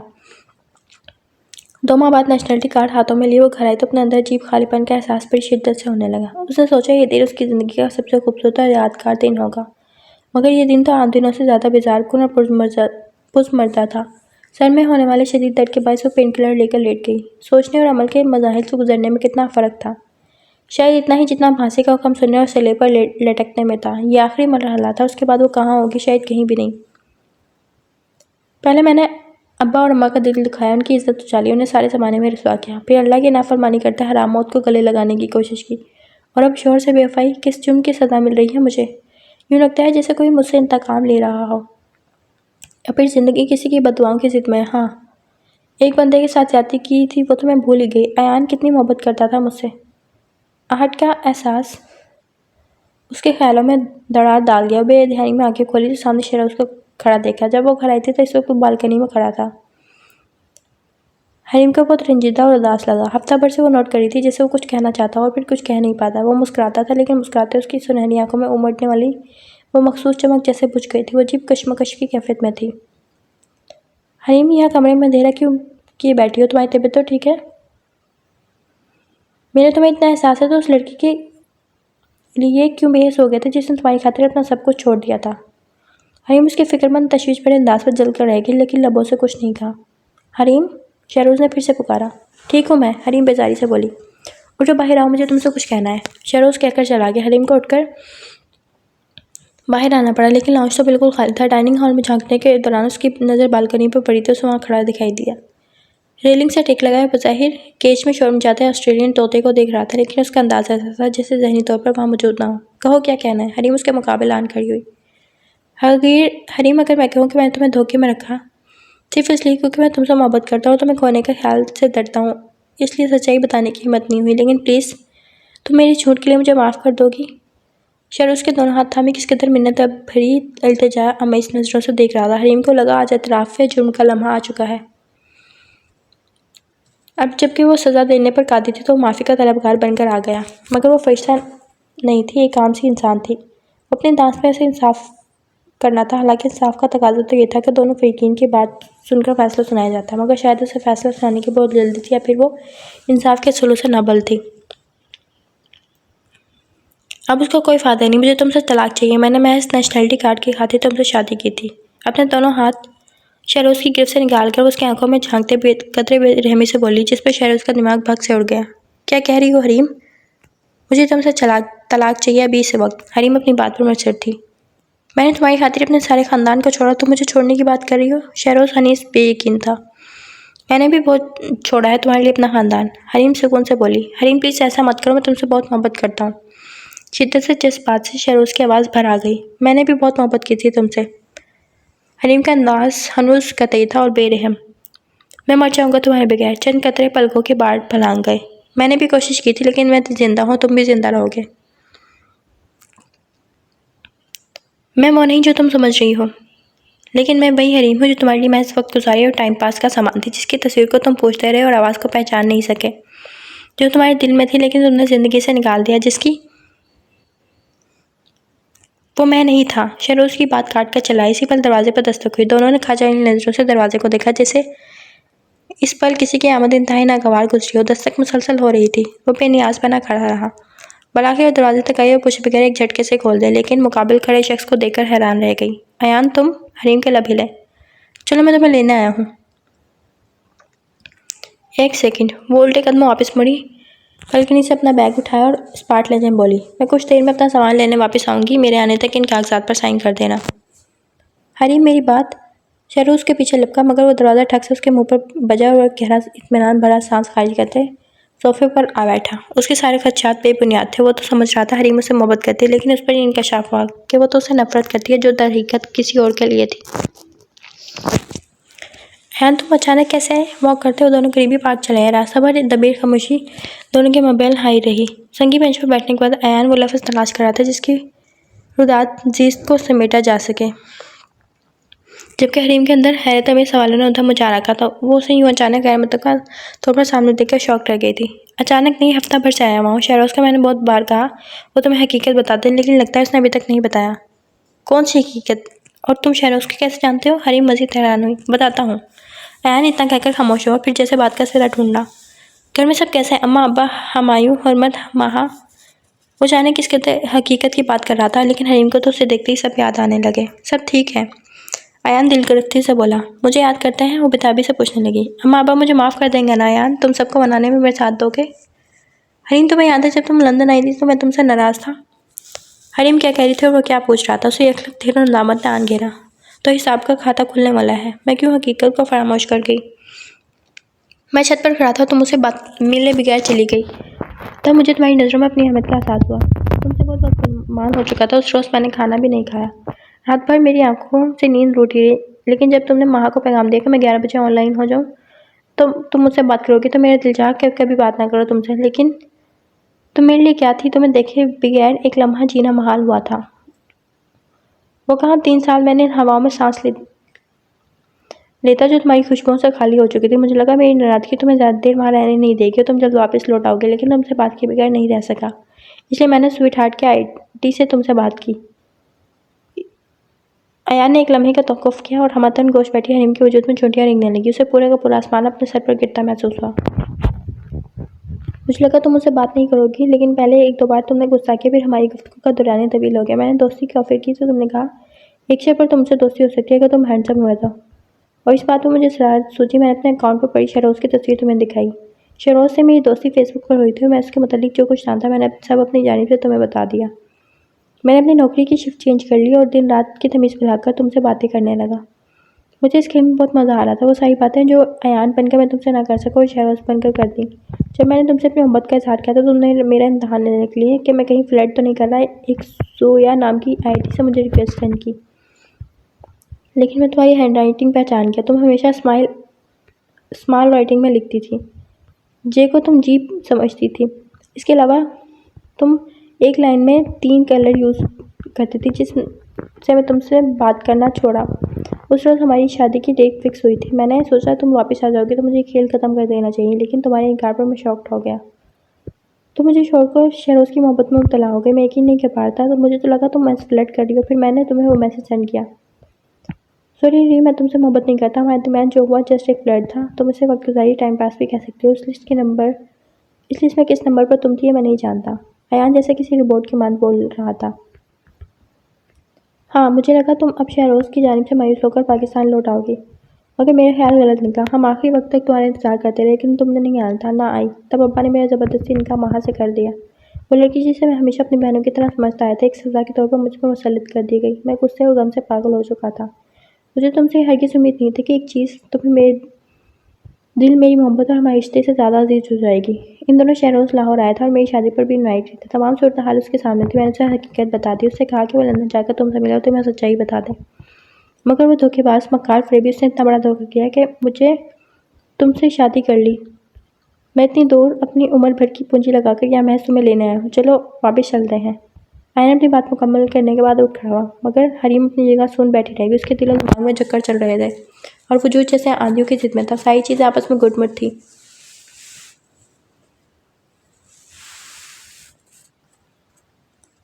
तुम्हारी मोहब्बत मैं हूँ हरीम, तुम शहरों से तलाक ले लो, मैं वहाँ को छोड़ दूंगा, फिर हम शादी कर लेंगे। अयान घुटनों के बल बैठते साकत बैठी हरीम को झंझोड़ा, मगर हरीम तो जैसे गूंगी बहरी हो चुकी थी। नज़रों के सामने बार बार वो कागज़ घूम रहा था जो आते हुए मेज़ पर रख कर आई थी। अगर उसने साइन कर दिए तो? जानलेवा वहम का नज़ुल हो चुका था और दिल जैसे किसी नादीदा ताकत ने मुट्ठी में जकड़ लिया हो। उसने हमेशा गलत फैसले किए थे और बाद में पछताई थी, लेकिन आज अपने आखिरी फैसले को अमल के मरहले से गुजारने से रोकना चाहती थी, क्योंकि आज के बाद वो पछताना नहीं चाहती थी। उस शख्स ने उसकी ज़िंदगी को शतरंज की बिसात पर रखकर खेला और हर मोहरे पर मात दी, और वह मात को जीत समझकर उस पर मसरूर होने के बजाय हमेशा गिल्ट महसूस करती रही, जिसे जीतकर उससे किसी के साथ बड़ी ज़्यादती हो गई हो। आज जब वो आगाही बख्शने आया था तो उसकी मात का एहसास दिलाने आया था, और हरीम उसकी मशकूर थी, उसकी शुक्रगुजार थी, अनजाने में ही सही, लेकिन आज उस शख्स ने इसे सही मानों में जीत कर खुशी से सच्चा कर दिया था। तुमने कहा था ना तुम्हारी मोहब्बत दिल है, तो महक के दिल का कुछ ख्याल कर लेना। उठने से कबल हरीम उससे गोया हुई तो बेसाख्ता बोल उठा, और तुम्हारी मोहब्बत? मेरी मोहब्बत तो वो चेहरा है जो तुमने मुझे दिखाया। थोड़ी दूर खड़ी शहरों को देखकर एक जज़ब के आलम में बोली। तो अयान के चेहरे पर सन्नाटे छा गए। उसे लग रहा था जैसे किसी ने ऊपर कहकशाओं पर ले जाकर उसका हाथ छोड़ दिया हो, जैसे हवा में मुलिक था जहाँ हवा का वजूद नागज़ीर था। उसे सांस लेने में दिक्कत होने लगी, और हरीम ने आज खला से हवा में कदम रखा था। अब उसके पाँव ज़मीन पर थे। खुशियाँ मोहब्बत की खुशनुमा पेकर में ढली हुई सामने। हिसाब बाकी है। हरीम शरारत से मुस्कुराई। कैसा हिसाब? शहरोज़ ने आबरूज उचकाए पूछा। मेरी मोहब्बत और तुम्हारी नफ़रत का, उसने याद दिलाते हुए कहा। तो शहरोज़ बेयकीनी से बोला, मैं तुमसे नफ़रत नहीं कर सकता, तो मोहब्बत कर लो। हरीम बेसाख्ता बोल उठी। शहरोज़ से मज़ीद खफा रहना मुश्किल हो गया था। वो उसकी खूबसूरत आंखों में देखकर मुस्कुराया, और दोनों एक दूसरे का हाथ थामकर ज़िंदगी की मोहब्बत भरी शाहराह पर हमकदम हो गए। ख़त्म शुद। The end. अल्लाह हाफ़िज़। मिलते हैं ईद के बाद।